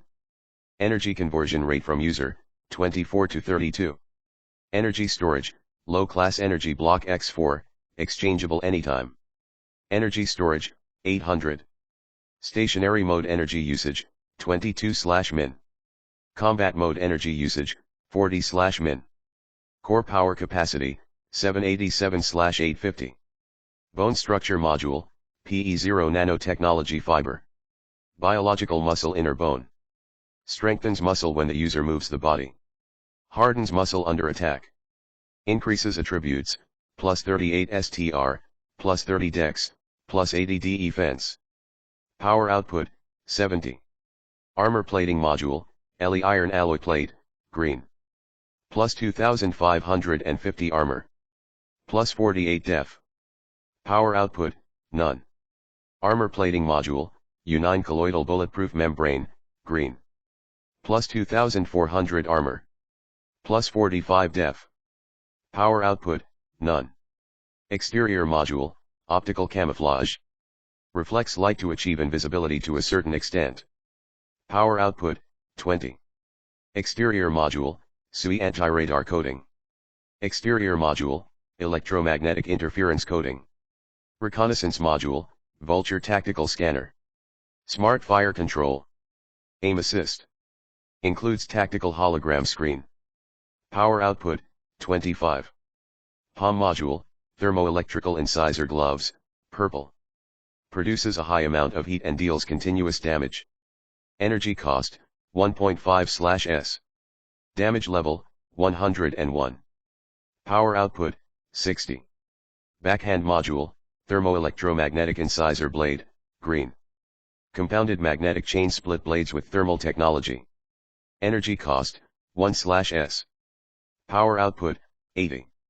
Wrist module, directional field repulsive machine, blue. Releases repulsive energy in an arc of 150 degrees and 20 m. Cooldown, 30s. Energy cost, 15 per use. Power output, 70. Arm module, Sunworm mini flamethrower, purple. Energy cost 1.5/s. Damage level, 104. Power output, 60. Leg module, electrical hover boots, purple. Energy cost, 6.2/min. Power output, 55. Advancing module, mini maneuvering equipment *9. Energy cost per unit, 1.4/min. Power output per unit, 18. Power output, 162. Survival modules. Body status monitor. Thermostat. Gyroscopic stabilizer. Air storage. Filtration device. Total power output, 80. Ejection modules. Sonic bomb *24. Mini split drill bullet *16. Power output, 60. Chip modules. Database analysis. Battle trajectory prediction. Battle assist. Power output, 30. Chip module, nerve signal recognition. Power output, 20. Subsidiary module, high-speed injection needle. Equipped, painkiller, stimulant, healing agent. Power output, 10. Subsidiary module, mini spider detector *12. Power output, none. Subsidiary module, electromagnetic pulse controller. Applies excitement. All stats plus 5%. Duration, 15 minutes. Energy cost, 5 per use. Power output, 10. Subsidiary module, poison ivy body part. Creates suction force, allowing the mechanical suit to hold onto objects. Power output, 20. Subsidiary module, mini detection radar. Power output, 30. Mountable module, iron fist heavy mechanical arm, purple. Power output, 91. Mountable module, Batwings turbo engine flying device. Power output, 326. Additional ability, strong capability. During combat, distributes energy to biological muscle inner bone. Increases stats, plus 40 STR, plus 20 dex. Additional ability, Snake Devil. The mechanical suit uses up all energy at once, entering a special status. Duration, 2 to 7 minutes. Cooldown, 7 days. Effect. Doubles additional attributes, plus 156 STR, plus 110 dex. All modules can be used without any energy cost. Additional ability, Absorbent Armor. Made with Ele iron alloy, this alloy can disperse applied forces. Damage reduction plus 22%. Remark, surprise. I can fly. With all the purple modules, Amphiptera's attributes were at the standard of version 2.0. Han Xiao stood with arms akimbo and appreciated his own product. With the attributes of me and Amphiptera, no one on planet Aquamarine poses a threat to me. This mechanical suit can be taken into the galaxy to use at some early preparation. Han Xiao thought far ahead. In the eyes of the players, this was godly equipment in the early stage. Even pigs could fly by wearing this mechanical suit. It was overkill for a novice planet. Amphiptera was locked onto his nerve signals, so only he could control it. The class advancement knowledge nerves connection was a foundation for controlling more complex machinery.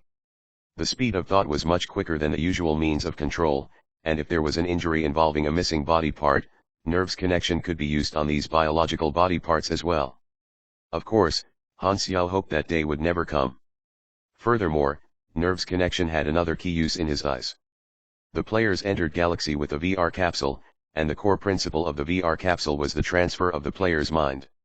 Therefore, if the mind of a player was transferred into an NPC clone, what would happen? Would the players be locked in Galaxy just like him? Would they revive after they died? If they could revive, was the body the original player body or a new body? Or, would something else happen? From his perspective, he could feel that everything there was real, but he never stopped having doubts. He always paid attention to the forums, anxiously wanting to see if his account in his previous life would appear, and it did not. How did this happen? Is it butterfly effect, the me once changed account? That makes some sense. I did create my account casually back then, or are there other possibilities? Han Xiao's eyes sparkled. In all honesty, he kind of wanted to communicate face to face with his old self. It would definitely be a fresh experience. To figure out the truth, I still have to start from the players. A mind-transferring device like the VR capsule can't be created with just nerves connection. More knowledge is needed. Han Xiao kept the doubts in his heart. What was most important at the moment was to make himself stronger. The stronger he was, the safer it was.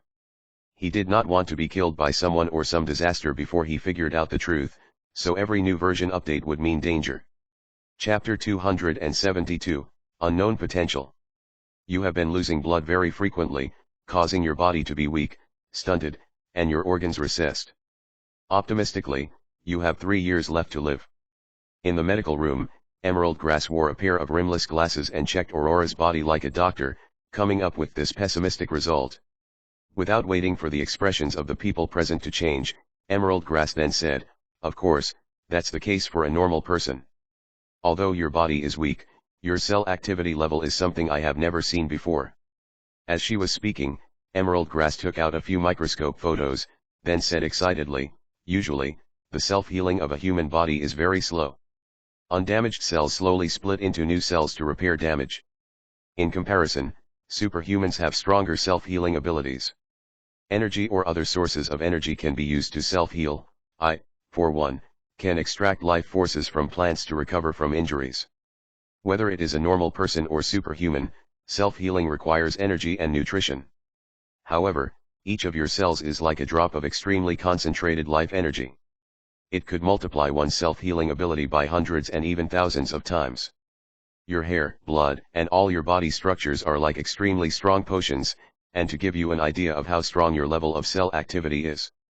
For example, let's say the cell of a normal person is a bowl of water, the cell of a superhuman is a flame, and your cell is the sun. It's completely incomparable. There are even self-reaction signs inside your cells. Every cell is like a concentrated mature fixed star, increasing in activity level automatically every second, yet such a horrifying level of cell activity has no corrosive property at all, only giving life forms a positive impact. Unbelievable. Emerald Grass was very tempted. She looked at Aurora with sparkles in her eyes. The passion in her eyes made Aurora shrink toward Hyla. She knew that look. All of the people wearing white coats in the Germinal organization had looked at her this way. I want to acquire some of your blood as an experiment material. Is it possible that? No. Hyla rejected without hesitation. She looked at Emerald Grass hostilely and seemed like she was going to act at any moment. Aurora was her sensitive spot, she would not allow anyone to violate her. Han Xiao crossed his arms and sat on the table to the side. He cut in the conversation and said, I admire your attitude. Science is all about non-stop improvements and the everlasting ambition of wanting to know the core technology. However, this is a sick person, not your test subject. Also, I guess you can't beat the redhead. Emerald Grass curled her lips, turned away to keep her diagnosis tools, and said casually, she didn't need to be diagnosed at all. Her power has just been suppressed for too long and can't fully take effect. As long as she doesn't die, her power will slowly recover, and so will she. It might even. Never mind. Anyway, she just needs plenty of good food, water, and of course rest, then her body will naturally recover, and even her scars will disappear. Han Xiao raised his eyebrows. He understood what Emerald Grass did not say, and it made him think. Aurora became a liquid in his previous life. There had not been a chance to see the exact effect of her power, so he wondered what it would be like once it got stronger. Since she's the younger sister of Hyla, Aurora will definitely not be much weaker. Could it be controlling life forms? Han Xiao guessed randomly. For him to know Aurora's status, he had to get in combat with Aurora, and the bottom line of that would be to slap this pitiful little girl. With his power, the result would not be very optimistic. Of course, Han Xiao would not do that, and Hyla would definitely fight him with her life. Hyla heaved a long sigh of relieving. She stood behind Aurora, placed her hands on Aurora's shoulder, and pinched lightly. As long as her sister was okay. By the way, she was brainwashed once, and another personality was created. She will become a puppet that only follows orders once it's triggered by the keyword. Do you have a way to solve that? Han Xiao repeated what Cyberlo said. I'm a pharmacist, not a psychiatrist. You should find a professional, Emerald Grass said casually without even turning around.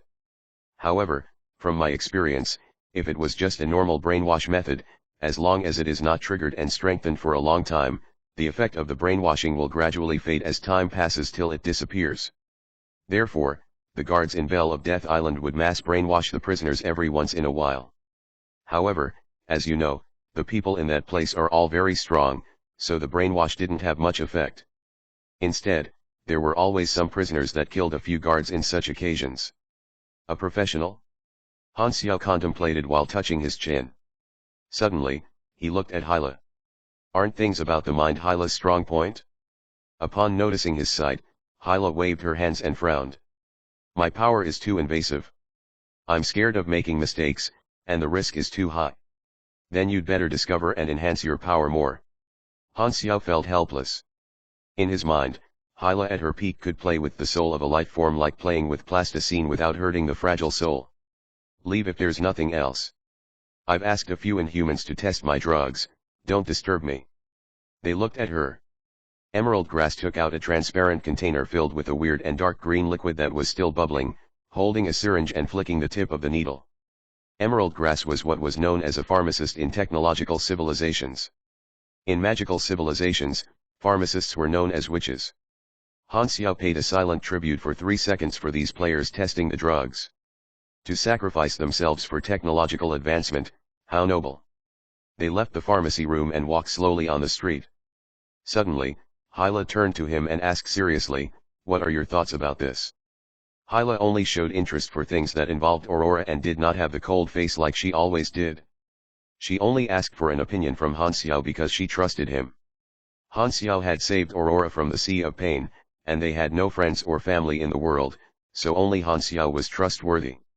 Han Xiao pinched his chin and said in a low voice, it's best to rest more. I will build a special wheelchair for her. Also, your sister was imprisoned for so long, so it's better to let her connect with the outside world, make some new friends. If you are worried, I can introduce a few lawfully good teenagers. Hyla nodded solemnly. I owe you one. You already owe me. Han Xiao picked his ears. Hyla was struck speechless. She shook her head and remembered. Her personality was indifferent. She was a cold and proud person in her blood, so she did not like to accept friendliness, She did not like accepting pitiful help that felt like charity. However, once she owed a favor, she would never forget it. She was a doer, and she would not say too many words of appreciation. She only remembered the kindness she received when things seemed hopeless, waiting for the day when she could pay Han Xiao back. After a period of silence, Hyla asked the question she had been wanting to ask. Why did you save my sister? Foresight, of course. Han Xiao gave the mighty reason. So, what did you foresee? Hyla frowned. Han Xiao bulge asterisked it and said, I saw that your sister's power will save my life once in the future. Do you believe that? That would make sense. Hyla understood. At this time, a small hand pulled his shirt. Han Xiao looked down and saw Aurora was looking up at him with a serious face. Uncle Zero, I will definitely save you. Aurora took what he said seriously. Han Xiao pinched her face and laughed. Zero is in the past. Just call me Han Xiao. Okay, Uncle Han. You can use a younger name. Understood, Uncle Han.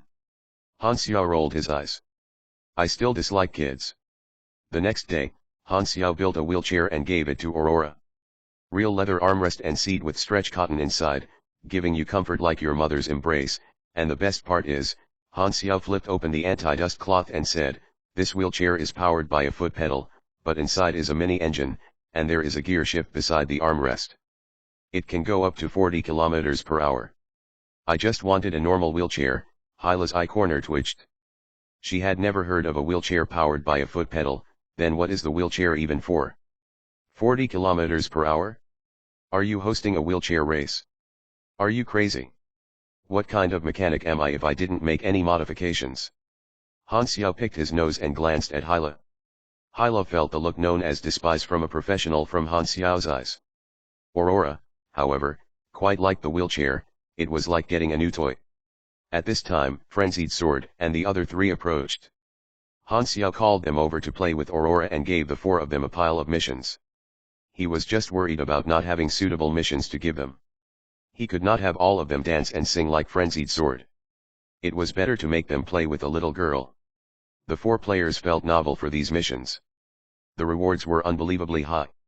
They thought that this was some sort of hidden mission and did it with joy. Aurora connected with Maple Moon the best, and not long after, Bear Cub was on Aurora's legs with its belly facing up and rolling around, making Aurora laugh. The scene was filled with warmth. Hyla's eyes became gentle. She stepped back to the side and watched her sister play with her new friends. For many days, Aurora smiled brighter, and her health improved at an obvious rate. Hyla and Aurora settled down. The situation of the expedition war was getting better, and the arena in the sanctuary was also completed. Han Xiao immediately focused on important matters. He had set 2 focus points for the things that he was going to do. One was to make early-stage preparations for leaving the planet, getting resources continuously. Another was to improve the player's main city plan, strengthening his impression for players and indirectly increasing his influence. The plans that he had for the Pro League was a huge business opportunity in his eyes. What these 2 focus points had in common was to gain benefit from the players. He, creepy laughter echoed in the closed room. It has been so long. Chapter 273, Our Belief is. Create trouble. The new battle prohibition law in the sanctuary was created.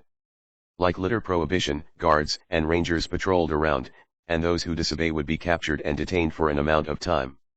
The player's main city had to be safe for the players to feel secure, so Han Xiao told Huang Yu to work throughout the night for a proper set of laws. If the players wanted to PvP, they could only leave the city or go to the arena. The arena was built near the square, very close to the reviving point of the players. Sometimes, the players could hold back during PvP, other times, they might kill the other accidentally, and the person might lose some EXP. Even then, it could not prevent the players from their thirst for blood. As it was a long journey to leave the city, the arena became the top choice. The basic structure of the arena consisted of an enormous square, and at the heart of that square was the highest and biggest ring, surrounded by smaller rings. Further outside were spectating seats in the staircase style like a sports stadium. The players could only PvP in the square for free.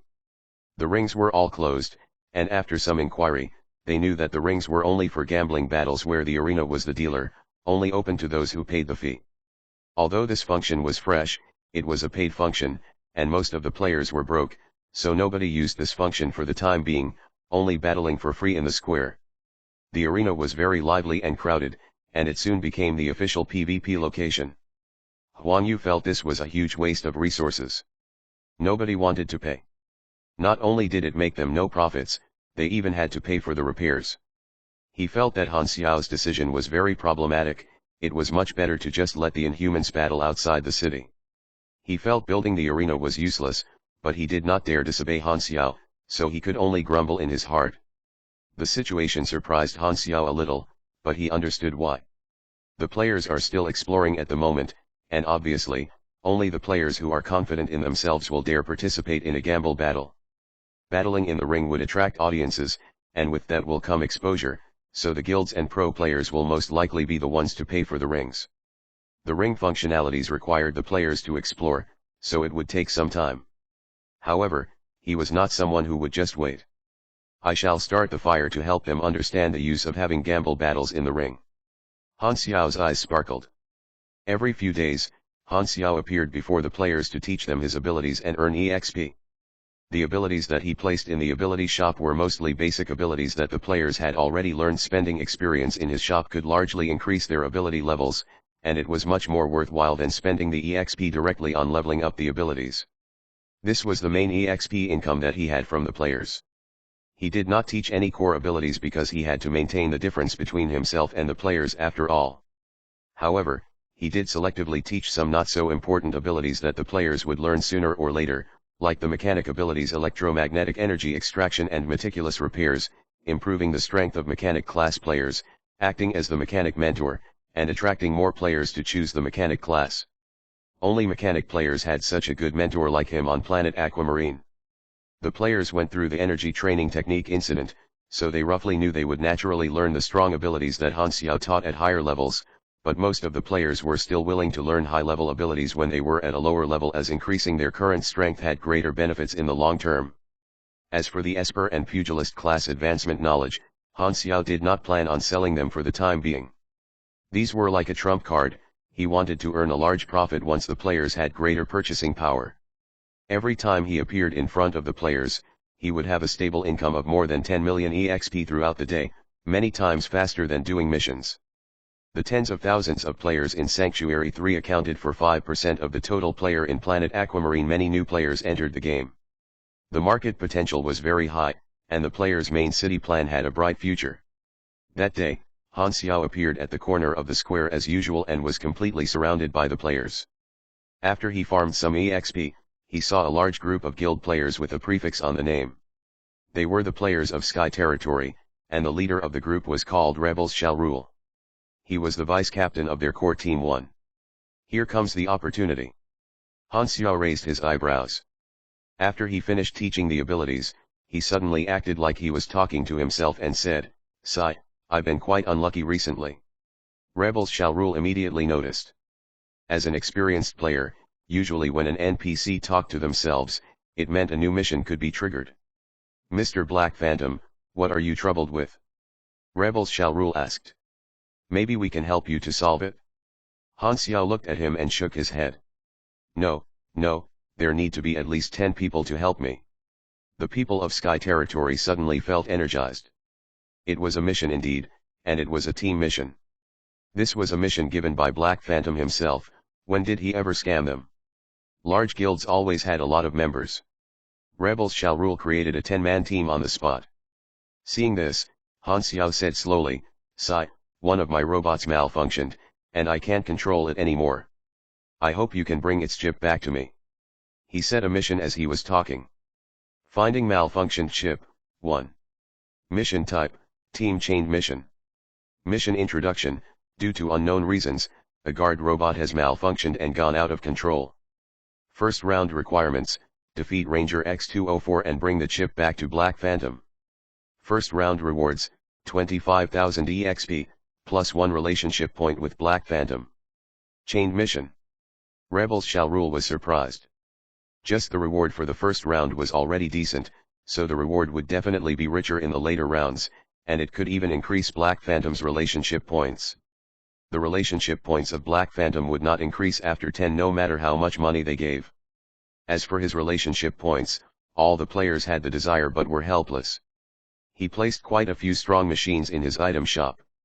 There were ones that had blue and even purple grade. However, the relationship point requirement to buy these were all more than 10. They could only look at them. These were all Han Xiao's bait. Relationship points were worthless alone, but he made it worth something, and this was how the currency system was created. Sky Territory accepted the mission and left joyfully. The surrounding players saw this and also created teams, but Han Xiao did not bother about them. Now the players wondered, why could the Sky Territory trigger the mission but not them? However, they were used to the random triggering mechanism for Black Phantom's missions, so they did not hang on to it. They only were jealous of those lucky Europeans. Suddenly, a group with familiar ID and guild name entered his sight. Han Xiao only then spoke again and repeated what he had previously said. Hidden mission. The members of the Guild of Gods were surprised. These were the players from the official guild of the renowned esports Temple of God Club, Guild of Gods. Han Xiao was very familiar with them. They suited the target he was looking for.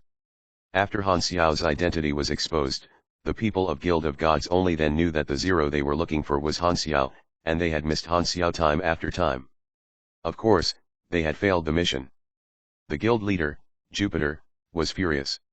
He could not enjoy meals and could not sleep well. He was so frustrated that he almost had constipation. However, it was too beneficial to stick with Han Xiao, and to not lag behind other guilds. The Guild of Gods had no choice but to come to the sanctuary no matter how frustrated they were. Every guild had teams gathered in the sanctuary. This is quite a good mission. Jupiter was overjoyed. He had met a hidden mission just by walking on the street. Luck was finally with him. With a wave, the Guild of Gods created a team on the spot and accepted the mission. An hour later, in the north city side of the sanctuary, a chase was underway. The 10-man team gasped for breath as they chased behind an extremely fast ranger. Faz faster, don't let it run away. Rebels shall rule. Gasped for breath. They came to this construction area, following the mission requirement, and chased after this out-of-control ranger. The ranger had very strong firepower. Many people in their team had died, and only then could they damage the ranger till it had very little armor left. But when that happened, the ranger suddenly started running. Damn it, why is it so agile? The people of Sky Territory had bitter faces. It's more familiar with the environment and the terrain than us. Has it developed consciousness? At this time, in the high-rank room at the center of the sanctuary, Han Xiao half lay on the sofa, holding a laptop in his hands. His fingers were moving across the screen casually, and the image was the vision of that out-of-control ranger. This ranger was actually completely under his control.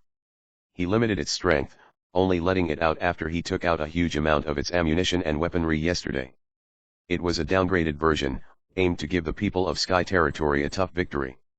If it was a complete Generation 2.5 Ranger attacking freely with full firepower, more than half of these players would have died in an instant. Of course, the Sky Territory players did not know this. They thought that they were cooperating very well, and only through that they were able to almost destroy this out-of-control robot.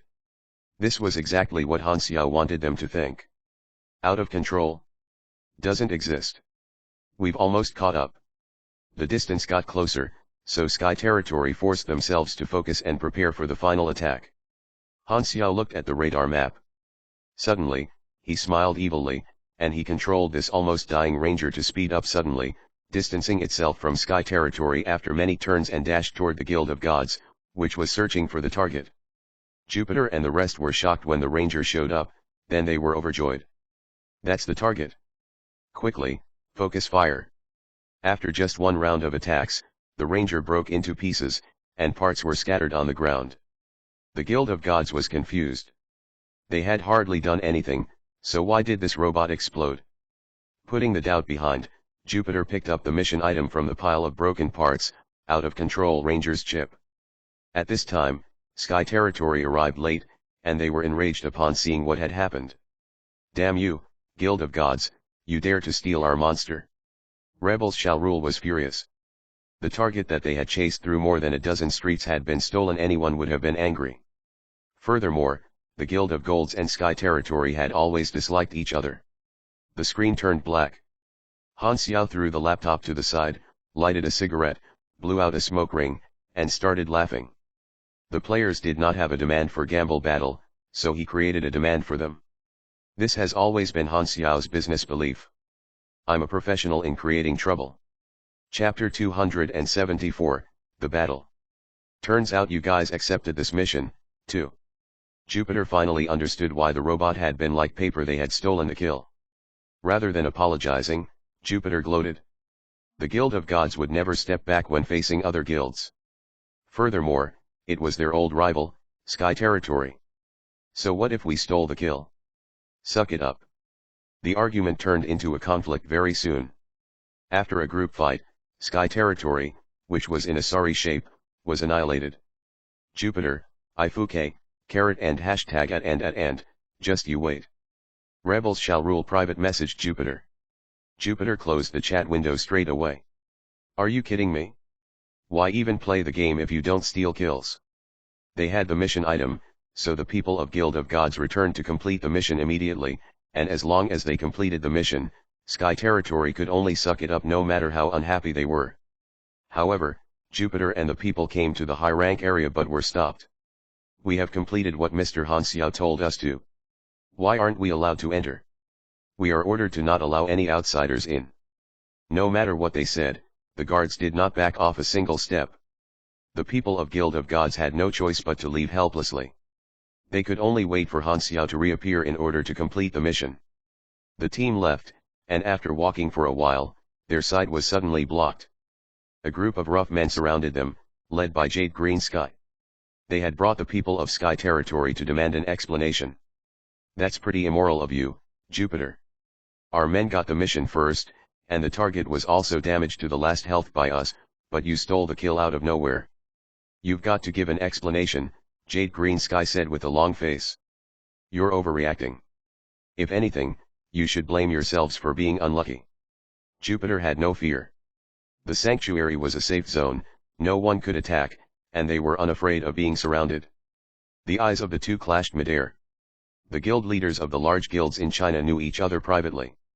Jade Green Sky and Jupiter never got along, and there was a reason for this. Their conflict started in the pro scene. Li Ji was the pillar of the Temple of God Club, Hao Tian was the representative of Sky Territory, and Hao Tian lost to Li Ji more than he won. He lost to Li Ji many times during crucial battles. Therefore, the contradiction was very strong. They disliked each other. This stolen mission became the fuse. Although it was just a small conflict, it might become bigger, more so that they were already rivals. The surrounding players saw this and gathered to spectate. It was livelier than the market, and the middle of the road was completely obstructed. They argued with each other for some time before Jupiter said impatiently, Jade, what do you want? Give the mission item back to us. Keep dreaming. Jupiter rejected it immediately. Why did they have to give it back when they stole the kill? Furthermore, he represented the name of the guild. If he backed off, would others not say that he was scared of Sky Territory?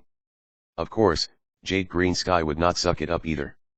Both sides not wanting to back off meant the conflict could not be settled, therefore, they had to talk with their strength. However, he did not want to have a large-scale public fight. The results of both of them losing would mean to be exceeded by other guilds. Jade Green Sky pondered, and suddenly, he remembered the gamble battle function of the arena. Was that not the most suitable place to settle their conflict? Okay, since you're not willing to return it, we shall go to the arena and have a gamble battle. What? Why do I have to fight you? There's no benefit in winning, and I have to give up my thing if I lose. If you lose, you can only give up on what I already have. Humph, we shall make a bet, too, money, equipment, item, anything at all, Jade Green Sky said provokingly. I'm officially inviting you to a battle. Accept it if you have the guts. He really wanted this chain mission as Black Phantom's mission rewards were always rich, and it could increase Black Phantom's relationship points. It was a good deal. However, Jupiter was not provoked at all. He pushed the people of Sky Territory aside and left.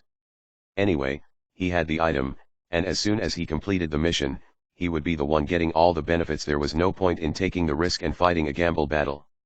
The people of Sky Territory were furious. Rebels shall rule, furiously demanded, Leader, are we just letting them go like this? Provocation. Force them to accept the challenge, Jade Green Sky said angrily. I'm not going to tolerate this. Ask the members to all publish posts in the forums, provoke them as much as you can. As the Sky Territory started their attack of words, scandalous posts about the Guild of Gods appeared rapidly, painting an image that Guild of Gods was unreasonable and immoral, that they were scared to accept the challenge, that they picked on the weak and feared the strong. As only those with a VR capsule could post or comment on the forums, there were few shit stirrers, but this time, Sky Territory had evidence and reasons. They made all the members publish posts and started the trend. The rumors were very condescending, but Guild of Gods did not panic at all. The way Jupiter saw it, he just had to wait for Han Xiao to appear and complete the mission. By then, Sky Territory would not be able to do anything no matter how much noise they made. However, many days passed, and Han Xiao had yet to appear. Jupiter started to get anxious. He asked the guards time after time but could not get any information on Han Xiao's whereabouts. Han Xiao could see the forums, too. He did not appear on purpose, and it was like putting Guild of Gods in a fire. As long as the Guild of Gods did not complete the mission item would only bring them trouble. Before the start of the mission, he had already prepared the plan to force two guilds to have a gamble battle in the arena, attract public attention, and make more players know what the use of gamble battling in the arena was. As long as someone did it first and showed the players the purpose of the gamble battle, people with potential demand would realize their need. Guild of Gods and Sky Territory took it as an accident or coincidence. It was impossible for them to guess it was the NPC Han Xiao who gave out the mission that was causing all this. It was completely outside their expectations. Seeing that the rumors were becoming worse to Guild of Gods, Jupiter started to get stressed. Finally, after another day of Han Xiao being missing, Jupiter could not take it anymore. He officially accepted the gamble battle in the forums on behalf of the Guild of Gods. On behalf of Guild of Gods, I accept the gamble battle with Sky Territory. Our chip is the mission item Out of Control Ranger's chip, and Sky Territory shall provide an item of the same value. The location will be in the arena, best of 5, winner stays, loser leaves. Win or lose, both parties shall accept the result with dignity and no longer find trouble with the other party. Jade Green Sky replied very shortly after. Sure. The battle between two large guilds had all the players in the sanctuary excited. The fairness of the gamble battle service in the arena was guaranteed by the sanctuary officials. The betting chips were collected before the battle and were guaranteed to be given to the winner. To enjoy this fairness guarantee, one had to rent a ring. Renting a ring incurred fees, contributing to the arena's turnover. The two large guilds were rich. As they wanted the other players to judge the fairness of the battle, they rented the largest ring in the center. It was very high profile. On the day of the battle, players in the sanctuary gathered in the arena, and it soon became crowded. Who do you think will win? Guild of Gods definitely. Sky Territory is no match for them. Guild of Gods actually has the moral low ground this time. Are you kidding? What's wrong about stealing kills in a game? Don't exaggerate the issue. There's a dealer opening a bet over there. I'm going there to bet on Guild of Gods. There's betting. Let's go together. The scene was very noisy, almost like a live concert. The audience waited for quite some time until the competitors of both sides showed up late to the scene. When the audience saw the IDs of both sides clearly, they were all stunned. The competitors were not just guild members, they were all pro players of both of the clubs. Many players cheered in excitement, their passion was going through the roof. Originally, most of the audience was just there to check it out, but when the pro players appeared, all the audiences became interested right away. The Pro League had not started yet, so normal players had yet to see how strong pro players were. Thus, they were very thrilled. Temple of God really does have a strong foundation. Everyone that came is a top-tier player or not far behind. Sadly, Li Ji is not here, heard he went to take part in the expedition. Exactly, in comparison, Long Sky is a little bit behind. Most of them are second-tier players. First-tier players Sleepy Winter and Twinkle Fried Rice went to the war too. Wait a minute, is that? Am I hallucinating? God, Hao Tian. Hao Tian stood in the Long Sky team expressionless. The audience looked at him in disbelief and admiration. Everywhere he passed by, the audience lowered their voices. It was like he had an unshakable aura. As a pillar of Long Sky, Hao Tian had been requested to attend by Jade Green Sky. His name and skills were much higher than the first-tier players, so he was the pro player that received the most attention in the scene. The contestants felt the pressure when they saw him. The clubs that both large guilds belonged to requested their pro players to attend the battle without any agreement. Seeing the members of the other party, Jade Green Sky and Jupiter were both covered in cold sweat. They thought at the same time, luckily, I got the pro players here. Damn, almost got deceived by that fraud **T. The hexagonal center ring was very wide and spacious. The square in the middle was the battleground, and the triangles on the sides were the waiting areas. The people of both Sky Territory and Guild of Gods waited in the waiting areas in the ring. The audience chatted among themselves and waited with anticipation. Some of the players were thinking of something different. Having a gamble battle in the ring seems to be able to increase exposure, some spectating guilds thought. If I do a challenge, there will be chances to spar with players of all sorts of styles, and at the same time, I can profit from betting, some PvP passionate players thought. The spectating pro players nodded too. Not only will challenge gives exposure, one can hone one's skills too. It's quite a good function. Seeing the impact and popularity of the gamble battle of the arena, many players saw its benefits and entertainment value. The reason Han Xiao had triggered the battle between the two large guilds was indeed to make the other players realize what this function could bring, then use the players' own creativity to improve and expand on this function, fulfilling various demands. The renting fee earned was not the most important. What was more important in Han Xiao's eyes was to raise the players' demand and usage for the arena. That way, the impression of a main city would be stronger. Chapter 275, Society. Translator, Atlas Studios. Editor, Atlas Studios. As the star player of Long Sky, Hao Tian was a god player much stronger than the first-tier players. His PvP skills were amazing, and his level was much higher than average. With these advantages, he was the first to step into the ring. His attacks were ruthless and strong like a storm, defeating 3 Guild of Gods contestants in a row. The combat ability of the pugilist class was shown perfectly. The audience had originally expected a tight battle that would go back and forth, but it turned out to be a one-sided annihilation.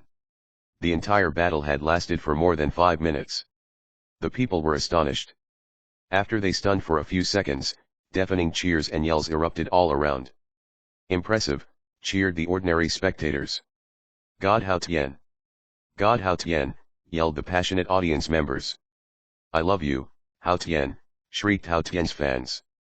Hao Tian's performance refreshed the audience's knowledge of the upper limit of a player's strength at the current stage, and he immediately gained a lot of new fans. Although this was a private gamble battle, the excitement and passion from the audience almost felt like it was a pro competition. I won. Hao Tian's expression changed slightly. He had not expected to win so easily.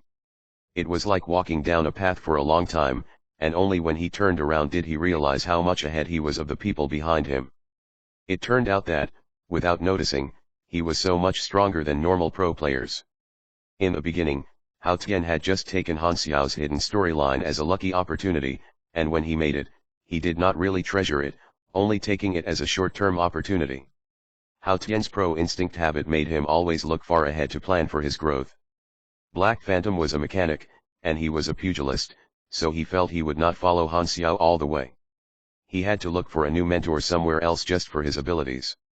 However, at this moment, it finally occurred to him how much he benefited from this, and he began to take Han Xiao more seriously. Black Phantom's EXP reward would still be plenty even at max level. Black Phantom's mission reward really were very rich. It was not a big deal to tolerate weird missions for it. As a pro player, having strong willpower, endurance, and a good pair of lungs was fundamental. Seems like I can walk on this Black Phantom path for much longer than I thought. The match was best of 5, Hao Tian won 3 matches in a row and ended the battle, so other Long Sky contestants did not do anything except stare at Hao Tian like fans. In the Long Sky Club, Hao Tian, who had battled in the pro scene for many years, was everyone's idol.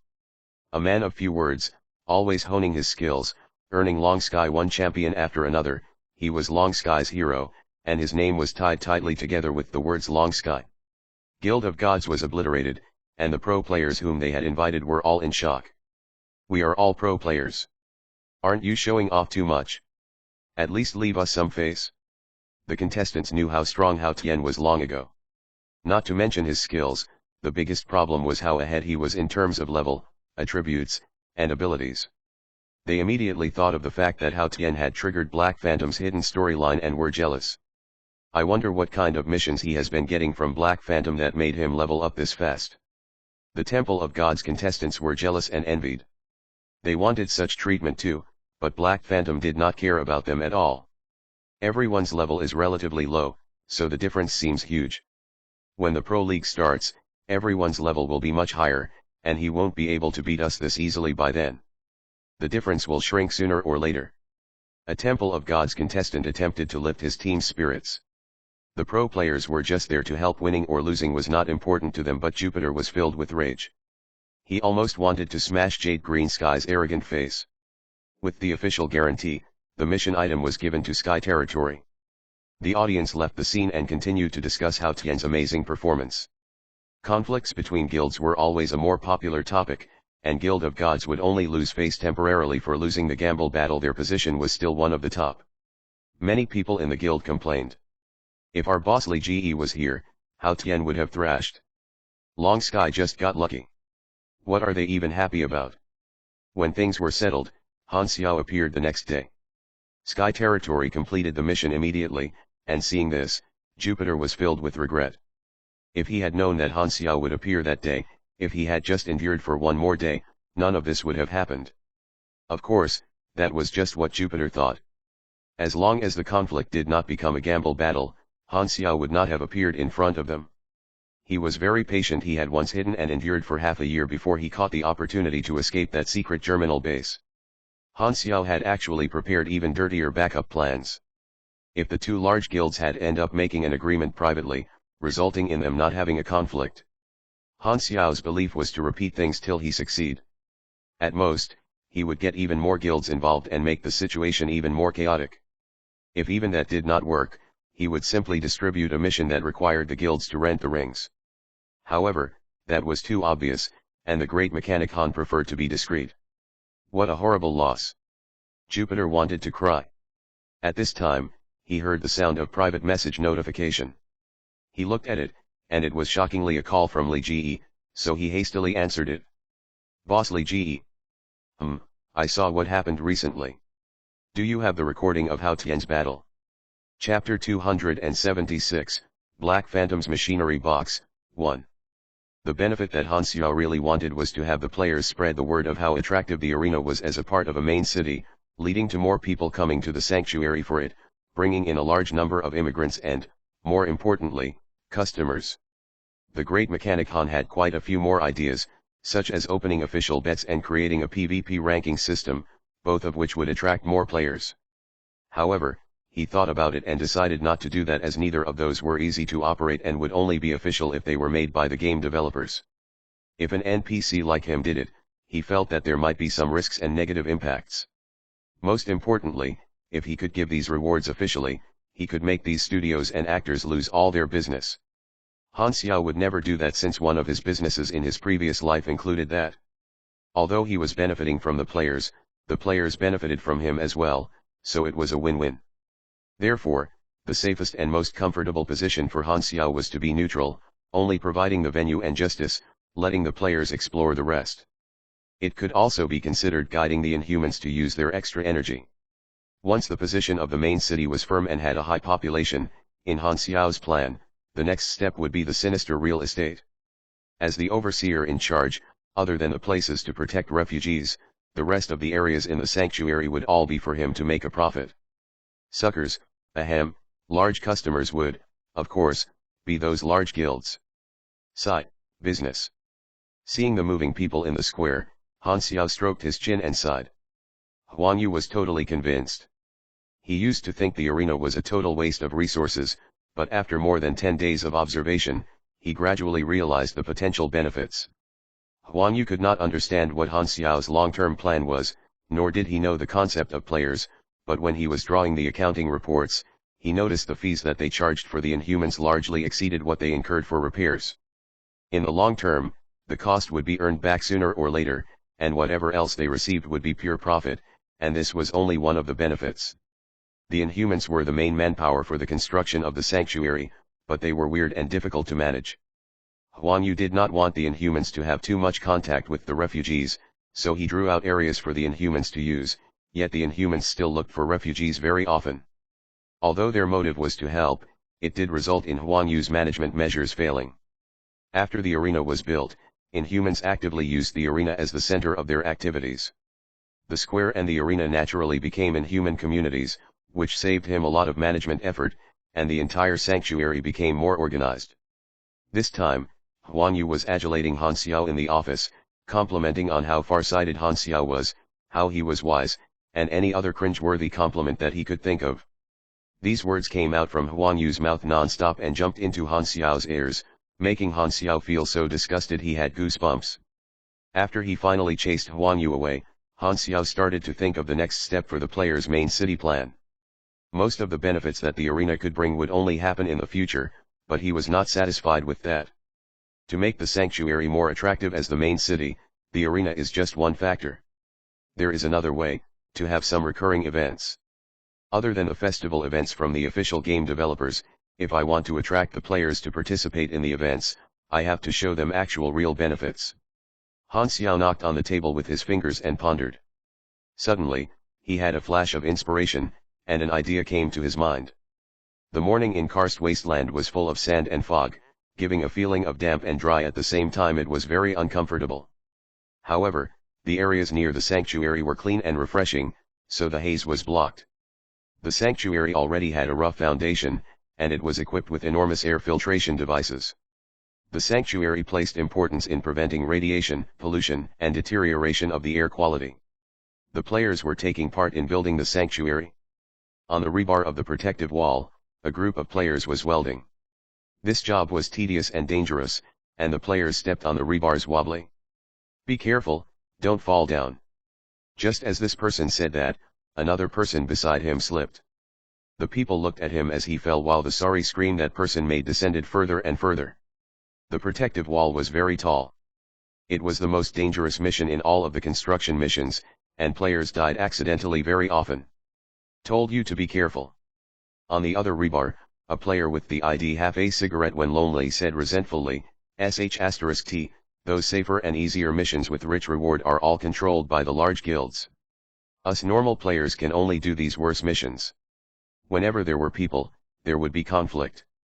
There were many types of sanctuary construction missions, and the easy missions with rich reward were all divided between the large guilds.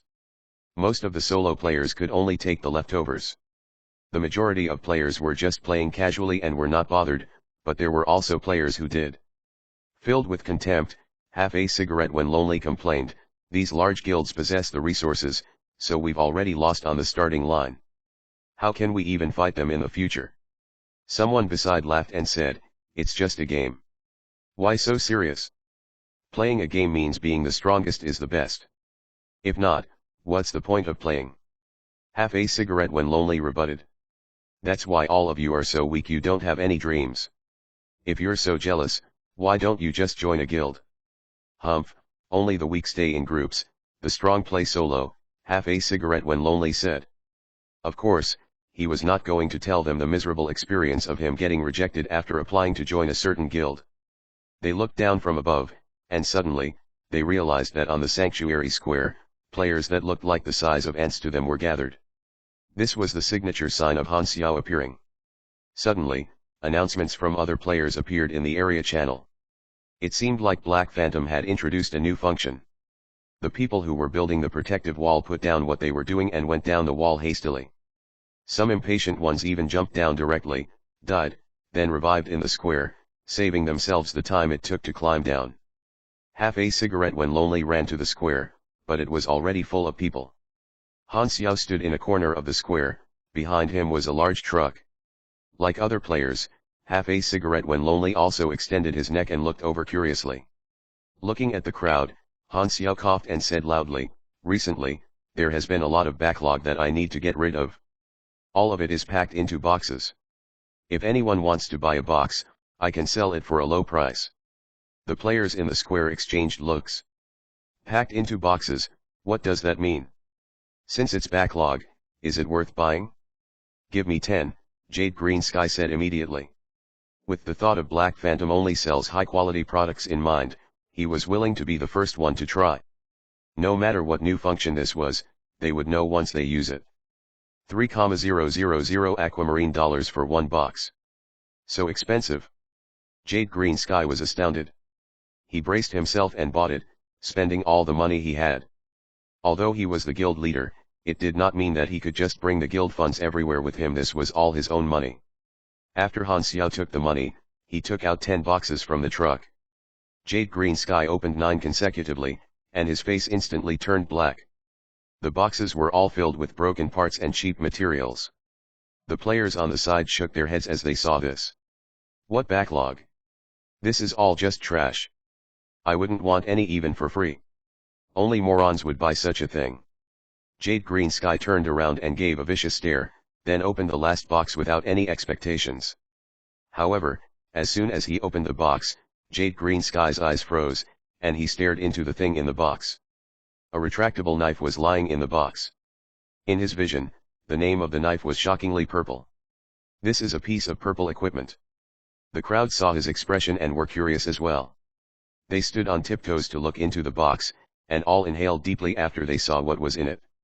The exclamation of shock expanded outward like a wave. Up till this moment, the players had yet to see any purple equipment. This was the first one to appear before the players' eyes. Jade Green Sky's chin almost hit the floor. He looked at the 10 boxes before him and suddenly felt a sense of familiarity, then it occurred to him. Wait a minute. This function, isn't this opening loot boxes? Chapter 277, Black Phantom's Machinery Box, 2. Isn't this a loot box? This idea was contagious like a virus, and the players became interested straight away. Some gambling passionate players were already trembling in excitement and could not wait to do a 10 draws of faith, buying 10 loot boxes at once and opening them consecutively. Loot boxes, also known as the sinister path of cashing in or ultimate hand shopping method, are a classic move for the game developers to earn money. Han Xiao, of course, was very familiar with this. Not only could it awaken the player's inner gambler and suck them into an inescapable hole, but he could also make a profit from it. And he had just the right resources and demand to do it. He could make it into one of the recurring events to attract players. Every planet had their own currency, and after the 3 largest universal civilizations created regulations, to improve convenience for the communication between civilizations, they invented the general culture, general currency, and general language. The galactic civilizations' unique currencies could be exchanged into the general currency. However, a planet civilization like Planet Aquamarine of course did not receive such treatment. The aquamarine dollars had almost zero purchasing power and could not be used in the galaxy at all. In fact, it was even too rough to use as toilet papers. Therefore, if he wanted to go into the galaxy, he first had to turn this money into resources and make those resources into machinery. Resources had different values in different civilizations, and it could be considered a currency in the galaxy. Even in the worst case, it definitely had a much higher value than aquamarine dollars. In version 2.0 Mutation Disaster, the novice planets would come into contact with the galactic civilizations in different ways. The local currencies would then be able to be exchanged into other currencies, and the players would not have to worry about this problem. However, Han Xiao wanted to leave the novice planet in version 1.0, so he had to consider the difference in currency, language, culture, and many other things. All of his assets were in aquamarine dollars, which was as good as scrap paper outside planet Aquamarine, so he spent all of it to buy materials and build machinery, and building machinery gave him EXP as well, which also aided in his growth. Because of that, he had piled up a lot of useless machinery. Using them as prizes for loot boxes would be a great way of waste utilization. The rarity chance of the loot boxes was completely under his control. Most of them were filled with waste parts and trash, only a few had very good items. It was impossible to incur a higher cost than profit, which meant it would definitely be profitable. He claimed that he was getting rid of backlog and that there was no guarantee they had good things in them, but although the players knew that there was a chance their money would go to waste, they would still spend the money and bet on their future. Everyone felt lucky before they saw a pile of trash. Even the players who did not have much money would clench their teeth and buy one to try their luck. If they did not get lucky, after some time, they would convince themselves that they would definitely get lucky the next time, and the cycle would repeat itself. Most of the players like this kind of lucky draw event. There is a small chance of gaining huge profit with a very small cost, similar to the lottery. At the moment, there's no lucky draw anywhere else. There are two types of lucky draws. One is the official game store, and the lucky draw in the game store has yet to happen. This type of lucky draw consists mostly of special VR items, like dungeon crystals, genetic healing agents, health and mana potions, EXP potions, cosmetic items, and others. There is no equipment. It is a supplementary type of lucky draw. The other type of lucky draw is between the organizations and characters. This then is the right path to gain benefits directly. For example, some organizations and groups have a contribution points system that can be used to lucky draw strong items or equipment. Some mysterious sellers have gambling games, and some organizations make the players buy off their old inventory. When the organizations and civilizations understand the players more and use them as mercenaries, only then will some characters have lucky draws. This could be considered the organizations trying new ways to motivate inhuman mercenaries, with profit. The player's impression of me is most likely around the lines of planet main character, mechanic mentor and businessman, handsome, and important legendary NPC. The players will be more accepting if I'm the one doing the lucky draw event. Furthermore, the first lucky draw event should be able to attract the most attention. 3,000 for one box was not cheap, but the players had some spare cash at their current level. Thus, it should not be a big issue to buy one or two. Furthermore, if they got purple equipment, they would become extremely rich. There was no purple equipment on the market at all, which meant that the seller would be able to set the price. What's scarce is precious, so it would definitely have an outrageous price. All the eyes were focused on the truck full of boxes. The players' eyes were flashing with all sorts of different meanings, and when they saw Han Xiao standing to the side, all of their tiny malicious thoughts extinguished. It was better to be honest and pay the price. No point looking for a horrible death. In the 10 boxes, 9 were trash, and only one had a piece of purple equipment. It was unclear whether Jade Green Sky was lucky or the ratio was this high. The players started to buy the loot boxes. The boxes were opened one after another, some were content, and some were upset. Other than trash, there were also other things, such as some useful materials and some green or blue equipment. Overall, the response was quite positive. However, there was not a second piece of second purple equipment. Could it be that the purple equipment only appears with 10 consecutive draws? A player said, all fired up and unable to control himself. Not likely. I feel that the rarity chance is a little weird and cannot be looked at with common sense. Firstly, we have to understand one thing, which is whether this action of Black Phantom introducing loot boxes is part of the storyline. Galaxy is extremely realistic, and every character seems to have an individual mind, almost like the real world. A character's actions definitely have its unique reason or motivation. So, is this lucky draw an official function from the game developers, or is he really cleaning his warehouse? A guy at the side pushed his glasses, and a glint of wisdom flashed in his eyes. If he really is cleaning his warehouse, why didn't he just throw away the backlog but sold it to us instead? Yo, you're quite familiar with this, brother. The people's attention was attracted by this guy's speech, and they looked at him. Then, they saw this guy's ID, King of Single Draw. The surrounding players' mouths twitched. No wonder he made so much sense, he clearly was experienced, given that ID. That makes some sense, so how can we know? Someone asked. The inventory in the heavy truck became lesser and lesser. King of Single Draw's eyes sparkled. He shouted across the crowd and asked, how many more boxes are inside? Han Xiao waved his hand and said, there is a total of 786 boxes, 530 left now. The players were stunned and surprised. They had thought that the boxes were unlimited, but that was not the case. Now, some spectating players could not wait anymore. They held onto their money and joined the queue. King of Single Draw changed his style. With one arm around his chest and one arm holding his chin, like a contemplating detective. That's right. Since it's limited, it's impossible for it to be an official function. Black Phantom really is clearing his backlog. However, he chose to pack it into boxes and sell them instead of just throwing them away.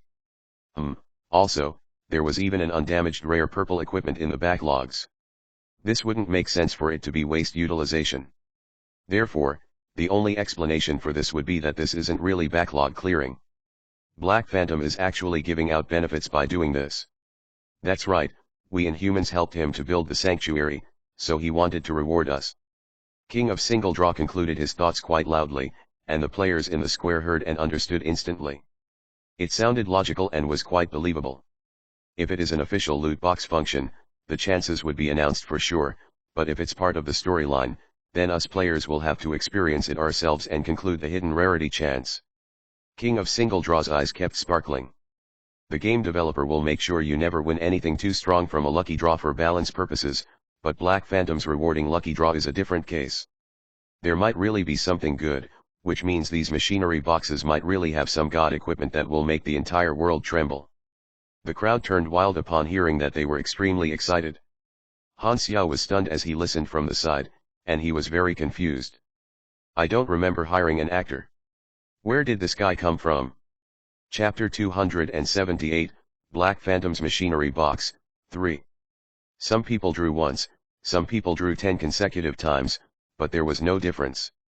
Han Xiao only controlled the overall cost of the boxes and did not bother when selling them off. It all depended on the player's luck. There was no manipulation behind the scenes. He wanted the players to feel the warmth of being home. If there was a guaranteed prize every 10 consecutive draws, it indeed would attract more people to make consecutive draws, but he was using the limited selling mode. There were only so many boxes every time he sold them, so they would definitely be sold out. Not only would guaranteeing a prize every 10 consecutive draws not give him a higher profit, but it would also increase his costs. If there was a guaranteed prize every 10 consecutive draws in combination with the limited purchases, there might be some rich guilds that would bulk purchase, suppressing the normal players with their resources, and that would not be good. There was only one purple equipment in the first batch of boxes, the one Jade Green Sky got, and only this one had been given out purposely by Han Xiao to grab the players' interest. The rest of the boxes had a few blue pieces of equipment, about a dozen green pieces of equipment, and some useful parts and materials. This rarity chance was acceptable to the players for the most part. The first batch had more than 700 boxes, but only a small group of the players out of tens of thousands of players bought one. The rest were watching on the sides. This batch of backlog is finished. There will be scheduled backlog cleaning in the future, Han Xiao said. Ah, that's it? Players had not gotten enough yet. They were still tempted for more. However, they could not do anything about it. No matter how much they wanted more, the players could only watch as Han Xiao drove away. The players who benefited from it were content. Half a cigarette when lonely was jealous, and he touched his wallet. 3,000 for one box, so expensive. I definitely can't get anything good with my luck. Should I buy it? 3,000 per box. I sold more than 700 boxes this time, so it's roughly a lot of money. Han Xiao calculated as he drove. After deduction of cost, the net profit was tens of thousands. His funds formed a cycle, supporting his expenses in buying materials to build machinery with ease. It was even more stable than selling items and more profitable. He placed suitable high-quality items in the boxes that suited the player levels, not giving anything that was too strong. The players in the sanctuary discussed a lot about the first loot box event. Their interest was sparked. Han Xiao grabbed the opportunity and started the next loot box event a few days later. After 4 times, finally, all the players in the sanctuary got used to this recurring event. At fixed intervals, the players would wait for Han Xiao in the square in advance, rubbing their hands in anticipation. Every batch had hundreds of boxes. It took 20 minutes to be sold out at the start, and by the 4th time, it only took 6 minutes. This clearly reflected the players' acceptance and passion for this event. Han Xiao's initial goal of hosting this event was achieved. The message spread out from the Planet Aquamarine panel in the forums. The players had almost never seen a purple equipment before, and they did not know where to get them. At this time, Han Xiao's loot box event appeared out of nowhere, being the only way to acquire purple equipment at the moment. It received well-deserved attention, and the influence was growing. Han Xiao saw how rowdy the forums were. The few players who had won the purple equipment made posts to show off, with a lot of envious and jealous comments below. Here to see the purple equipment, boss. Suck. Another round of 10 draws. Don't hold me back. I didn't lose my mind. I will definitely see purple this time. My intuition is never wrong. I thought this game is different from the other lustful sluts, but you betrayed me. The content has made me uncomfortable, reported. Music lyrics, we are different, different. No guarantee in 10 consecutive draws, a miracle in a single draw. I've learned something new. Guild of Gods buying purple equipment, negotiable price, private message if interested. Sky Territory buying purple equipment, a higher price than Guild of Gods, private message if interested. Got trash for all 9 draws, watching post owner show off. Passing by with trash in all 13 draws. Trash in all 18 draws. Damn, I'm going to rob Black Phantom's warehouse tomorrow. You have my admiration. I will take care of your wife and daughter. Rest in peace. Salute. Salute +1, keep the formation. Salute +2. Salute +2333. All sorts of comments came from the players. They gave Han Xiao's loot boxes a name. Black Phantom's machinery box. Always leading the trends, never to be surpassed. A large amount of funds had come into his pocket, so Han Xiao bulk purchased materials and parts without caring about the price at all. He spent most of the time in the workshop and built machinery continuously, turning aquamarine dollars into valuable materials and machinery, at the same time acquiring quite a lot of EXP. Also, he built low-level purple equipment as prizes for the loot boxes. He was way ahead of the players, and the machinery that he did not need was rare equipment to the players. Finally, all the time that he had spent growing himself now was paying off. The sanctuary was on the right path. Huang Yu took care of the cumbersome and small issues, and Han Xiao just had to sign the documents. Hyla was accompanying Aurora for her recovery exercises. Frenzied Sword, Maple Moon, Bun Hit Dog, and Hao Tian all received missions to play with Aurora with rather generous rewards. Han Xiao was currently giving them space to grow themselves. At the same time, Han Xiao did not forget to look at the war situation. The 6 nations had the complete upper hand. The Germinal organization was basically at the breaking point, and he estimated that the Germinal organization would soon be defeated, ending the war completely and liberating the entire planet Aquamarine from the shadows of war. The last time that he had browsed intelligence on the dark net, the number of wanderers had reduced by 30% compared to before the war. They had joined organizations for protection. Han Xiao felt weird about this. It was like people gave up their freedom due to fear in exchange for safety. The situation was getting better as time passed, but Han Xiao believed in Murphy's Law. He did not want to pay too much attention to the battlefield before things were settled. In case there might be an accident. However, he had done whatever he needed to do. He had given the 6 nations all the intelligence and killed a few Germinal organization's executive officers. The 6 nations had the upper hand in military power, intelligence, and almost everything. If they could not even win, they might as well eat **T. Thus, Han Xiao was temporarily focused on the players' main city plan.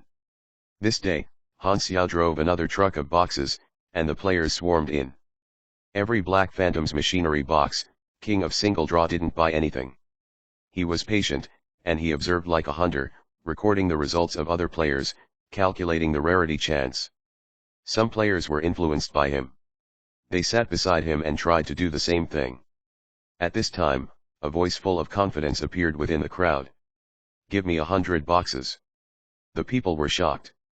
They followed the voice and looked over as a player with the ID "So poor I only have money left" walked out swaggering. "So poor I only have money left, is this a true rich person? 100 boxes, that's 300,000 aquamarine dollars. Good God. He really is a truly rich person. Can we be friends?" Indeed, only the large guilds have done consecutive draws before, and the highest was only 15 boxes at once. 100 is way too much. I have never seen anything like this before.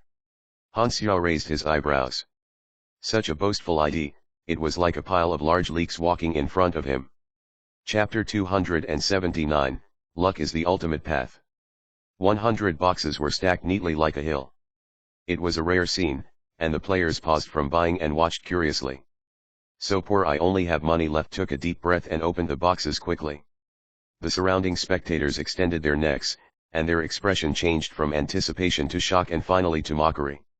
All 100 boxes had been opened, but the best was only a blue assault rifle. The waist part stacked like a hill. "So poor I only have money left's face turned green. 100 boxes and got blue equipment, nice. You have my admiration, Chief. Money can't change your fate, brother." New documentary, Galaxy Fall of a Rich Man. Why do I feel so good? So poor I only have money left grabbed his hair in frustration. As his ID suggested, he was rich indeed, and he was used to spending a lot of money, which brought him profit most of the time. He was rich, so he could do anything he wanted. Lucky draw events were his favorite. He did not care about whether he profited or lost money, he just liked the moment of pleasure when he won something. However, he did not win with Han Xiao. Black Phantom's machinery box did not guarantee anything no matter how many one bought at once. Like the lottery, it was completely about luck and probability. So poor I only have money left bought 100 boxes because he thought there was a higher chance of winning something, but he had been very unlucky this time. Although it was good to have a rich customer, Han Xiao did not give him any special treatment. No guarantee meant no guarantee, and he did not want to break the rules because of rich people. His target customers were all the players. He wanted to turn this into a main city specialty and have more people take part in the event, not turn it into an event just for the rich. The number of boxes was limited after all, and not having any guarantee for consecutive purchases was to avoid a single person buying too many boxes. If there was a guarantee for consecutive purchases, the other rich people would also do the same. Every batch of limited boxes would be snatched away by a few rich people, and the chances for the other players to take part would be much lower. It would make the event less attractive. Long-term growth was more important. Anyone would be somewhat affected by the majority, and as soon as this evolved into a mass hobby, demand, and habit, its influence on the entire player base would be different. So poor I only have money left wanted to buy again, but the other players were now unhappy about it. They took the previous 100 boxes opening as a form of entertainment, but the number of boxes was limited. It would have crossed the line if he bought even more. Seeing that the crowd was unhappy, so poor I only have money left could only scratch his head awkwardly and step aside. On the side, King of Single Draw was full of disdain. He told the people around him, "See? Throwing money has no technicality at all. The best method is to calculate the rarity chance through a lot of observation and research." As he was speaking, he smiled confidentially, and light reflected off from both his teeth and glasses. "Now, watch my performance." Bringing a group of people, King of Single Draw walked toward Han Xiao. He paid close attention and calculated in his heart. After a few players finished buying, he suddenly yelled very loudly and shocked the crowd, then squeezed into the front line of the queue and bought the next box.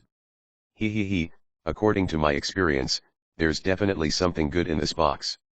King of Single Draw was full of confidence. He opened the box with looks of anticipation from the crowd. "Congratulations, you have received waste part *18. The crowd suddenly turned silent and looked at him weirdly. The atmosphere was very awkward. King of Single Draw's mouth twitched. He coughed and said, "You guys should know that this is a matter of probability. If at first you don't succeed, try and try again. There'll definitely be something good." However, his next single purchases were all trash. His followers looked at him with more and more doubts. "Can you even do it? Boolsh *T. Next time, purple will definitely appear next time." King of Single Draw's eyes were red. Like a gambling addict, he bought one more box. He closed his eyes and mumbled, "God, please give me luck this time." After he repeated that more than a dozen times, he felt his palms heating up, like an unknown force had just descended into him. Famous words of many people flashed through his mind. This time, surely. King of Single Draw opened his eyes suddenly. With a gush of confidence, he yelled and flipped open the box. A pile of trash. King of Single Draw froze in place, lost. Why is this happening? Are all the trends I've been researching fake? The loot boxes are fake, the world is fake, everything is fake. In the crowd, half a cigarette when Lonely touched his wallet.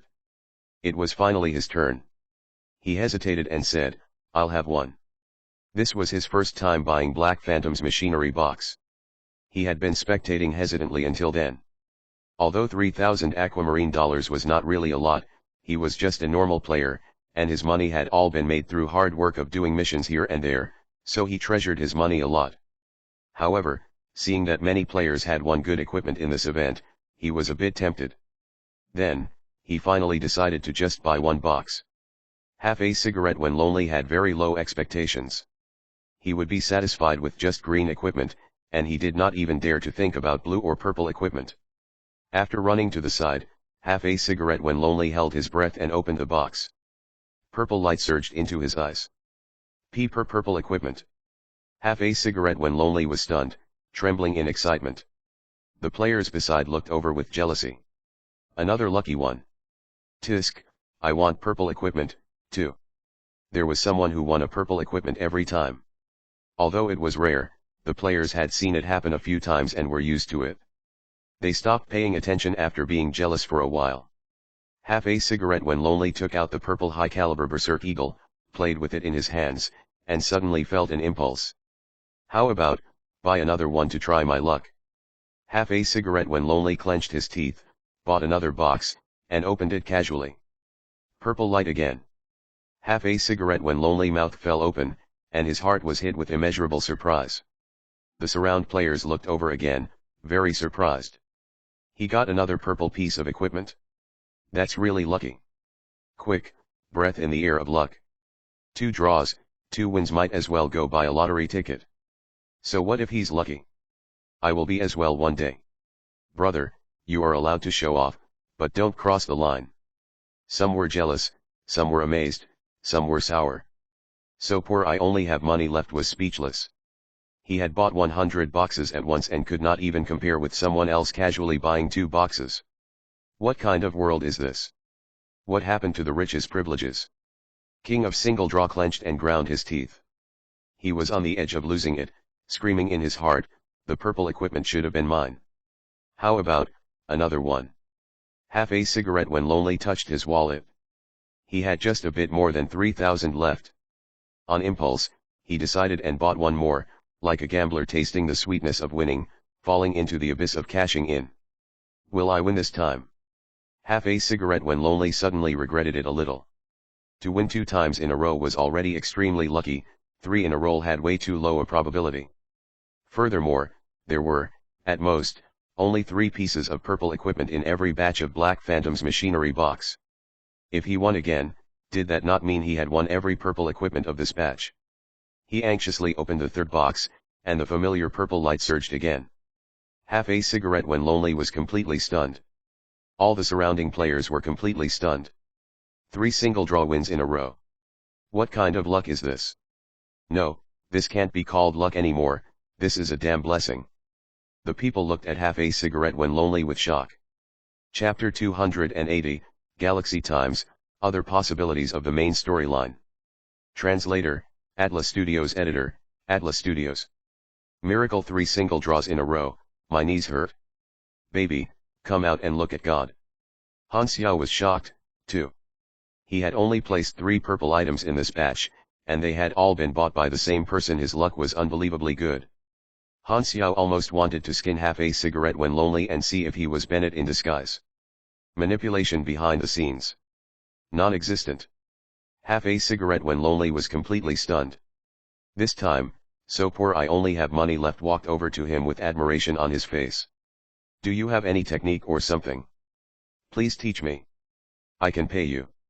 So poor I only have money left. Eyes sparkled. What technique? I'm just lucky. Half a cigarette when Lonely waved his hand hastily. King of Single Draw's vision turned black. Everything was bullsh*. T in front of luck. After he finished selling the boxes, Han Xiao left.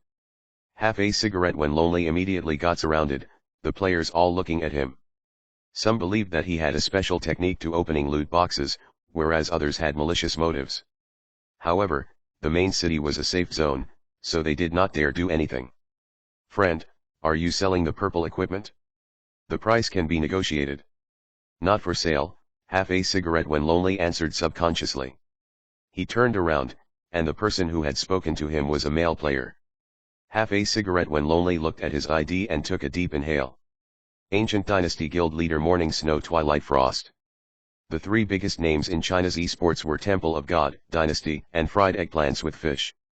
Ancient Dynasty was the official guild of the Dynasty Esports Club.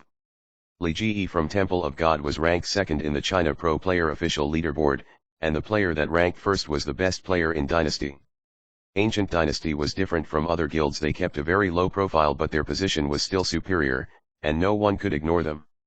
I see. Morning Snow Twilight Frost scratched his chin and said casually, then, do you want to join our guild? Half a cigarette when Lonely was surprised and agreed immediately. Morning Snow Twilight Frost sent him the invitation on the spot, and after half a cigarette when lonely agreed, the guild prefix appeared on his interface. Just like that, half a cigarette when lonely joined the renowned guild, feeling it was all a dream. He claimed to dislike guilds because the guilds that he had requested to join all rejected him, and these small guilds were nothing compared to the ancient dynasty. The guild leader himself had invited him to join, so half a cigarette when lonely felt refreshed and jubilant immediately. The guilds hold onto the resources, but this kind of lucky draw is the chances for us normal players to rise. This is the only way we can only get high-level equipment with little cost. Black Phantom's machinery box is really a blessing. Half a cigarette when lonely was content. Black Phantom's machinery box's popularity continued to grow. Players published all kinds of posts in the forums. Some posts that calculated the rarity chance for the box mentioned King of Single Draw and So Poor I Only Have Money Left as negative examples, adding salt to their injury, especially So Poor I Only Have Money Left's incident of getting just blue equipment after buying 100 boxes at once. Half a cigarette when lonely's miracle draws were also mentioned. When he opened a few more boxes later on, his luck remained, and he got 2 more purple equipment, causing more surprise and jealousy. With so many pieces of purple equipment in hand, his strength would definitely not be weak. The people also noticed that he had joined Ancient Dynasty Guild, and the other guilds regretted how they did not grab the opportunity. Han Xiao was quite tempted to bring half a cigarette when lonely into his team, but he gave the idea up after some considerations. Luck was not something one could depend on. Half a cigarette when lonely skills were not up to his recruitment standard, and compared to luck, Han Xiao trusted more in true skills. On the forums, some people compiled lists of all the useful items people received from the boxes, including machinery, useful materials, and parts. The large amount of good loot attracted more players, and the other players across the continents were all jealous of the loot box event in Sanctuary 3. More southern continent players came after they heard about this. Even the players that went on the expedition wanted to return right now. They had thought that there would be a lot of missions and opportunities during the war, but who knew the situation would change so fast? After Han Xiao stole the secrets of the Germinal organization, they could barely even struggle, so the players ended up only watching. The Western continent and Northern continent players wished they had been born in the Southern continent, that they could just grow a pair of wings and fly to Sanctuary 3. Unfortunately, due to the war, intercontinent flights were closed temporarily.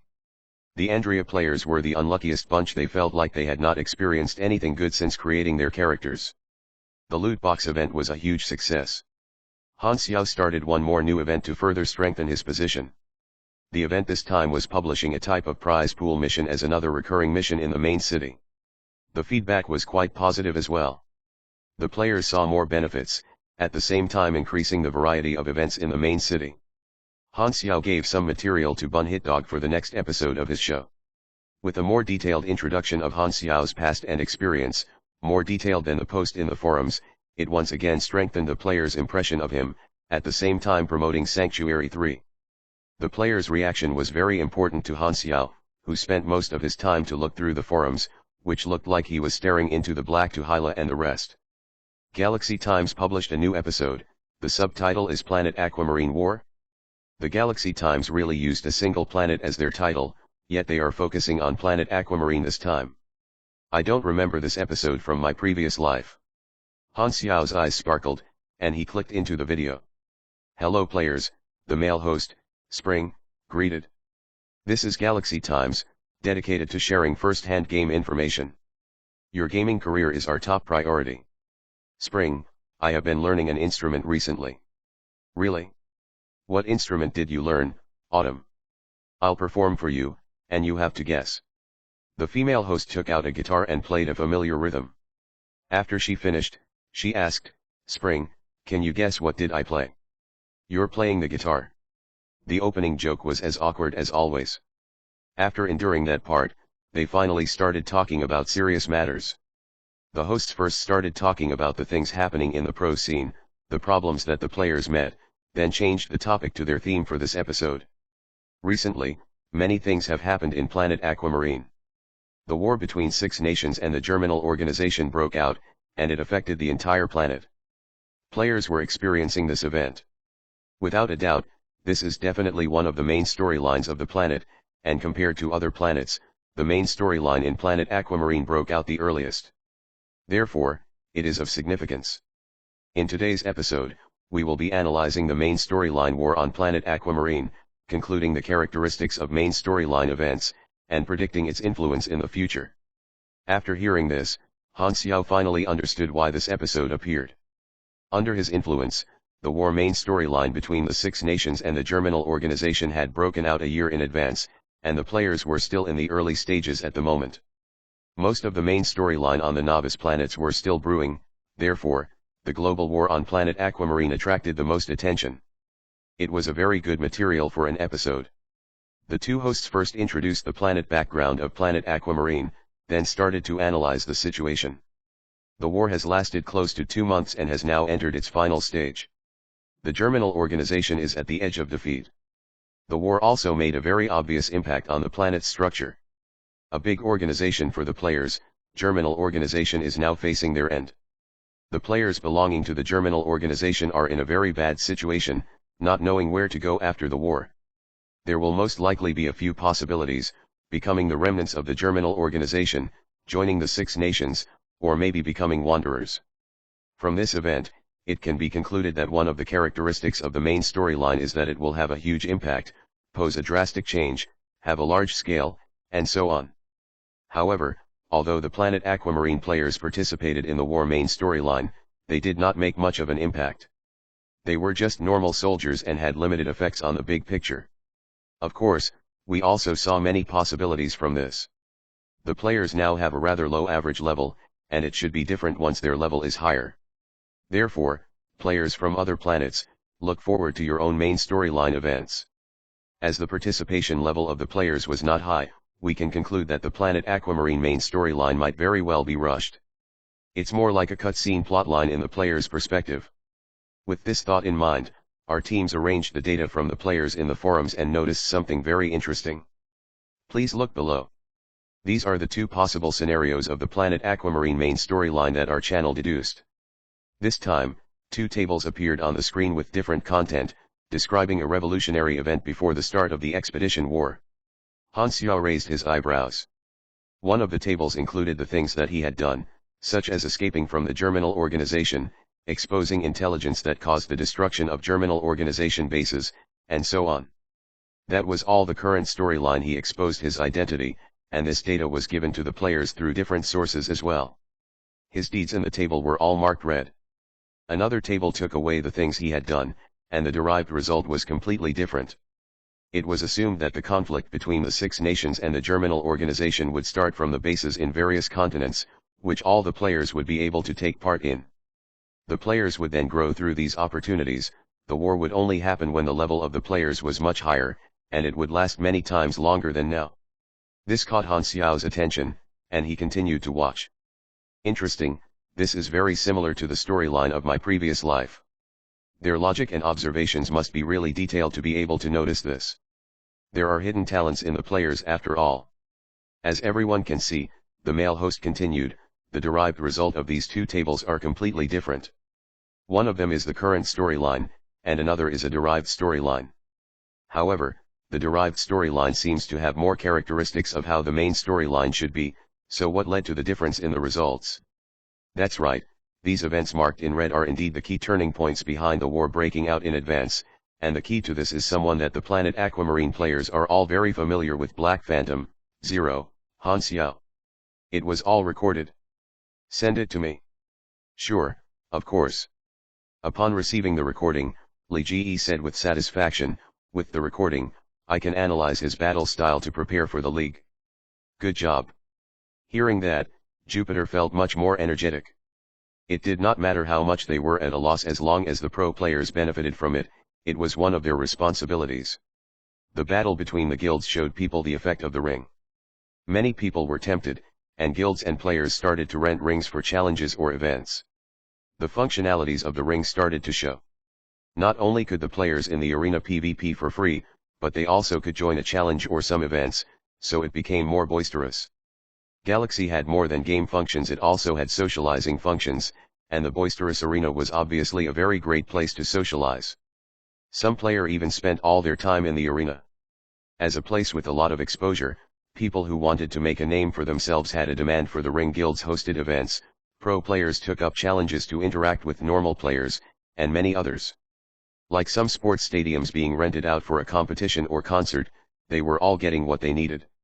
According to Han Xiao's experience, not only guilds, even some companies would rent rings to host some small events, like random company name cup and other competitions that were not officially accepted by the Esports Association, giving prizes to the winners to advertise for themselves. Even some pro players took part in such small competitions for the prizes. How did he know about all that? Don't ask. Anyway, there was a time in Han Xiao's previous life when he was very rich, and he could even splurge on buying instant noodles in cups. Also, the events that companies hosted might not be just PvP competitions. It could also be an art exhibition, sports event, or something else. Many games always had their popularity in games.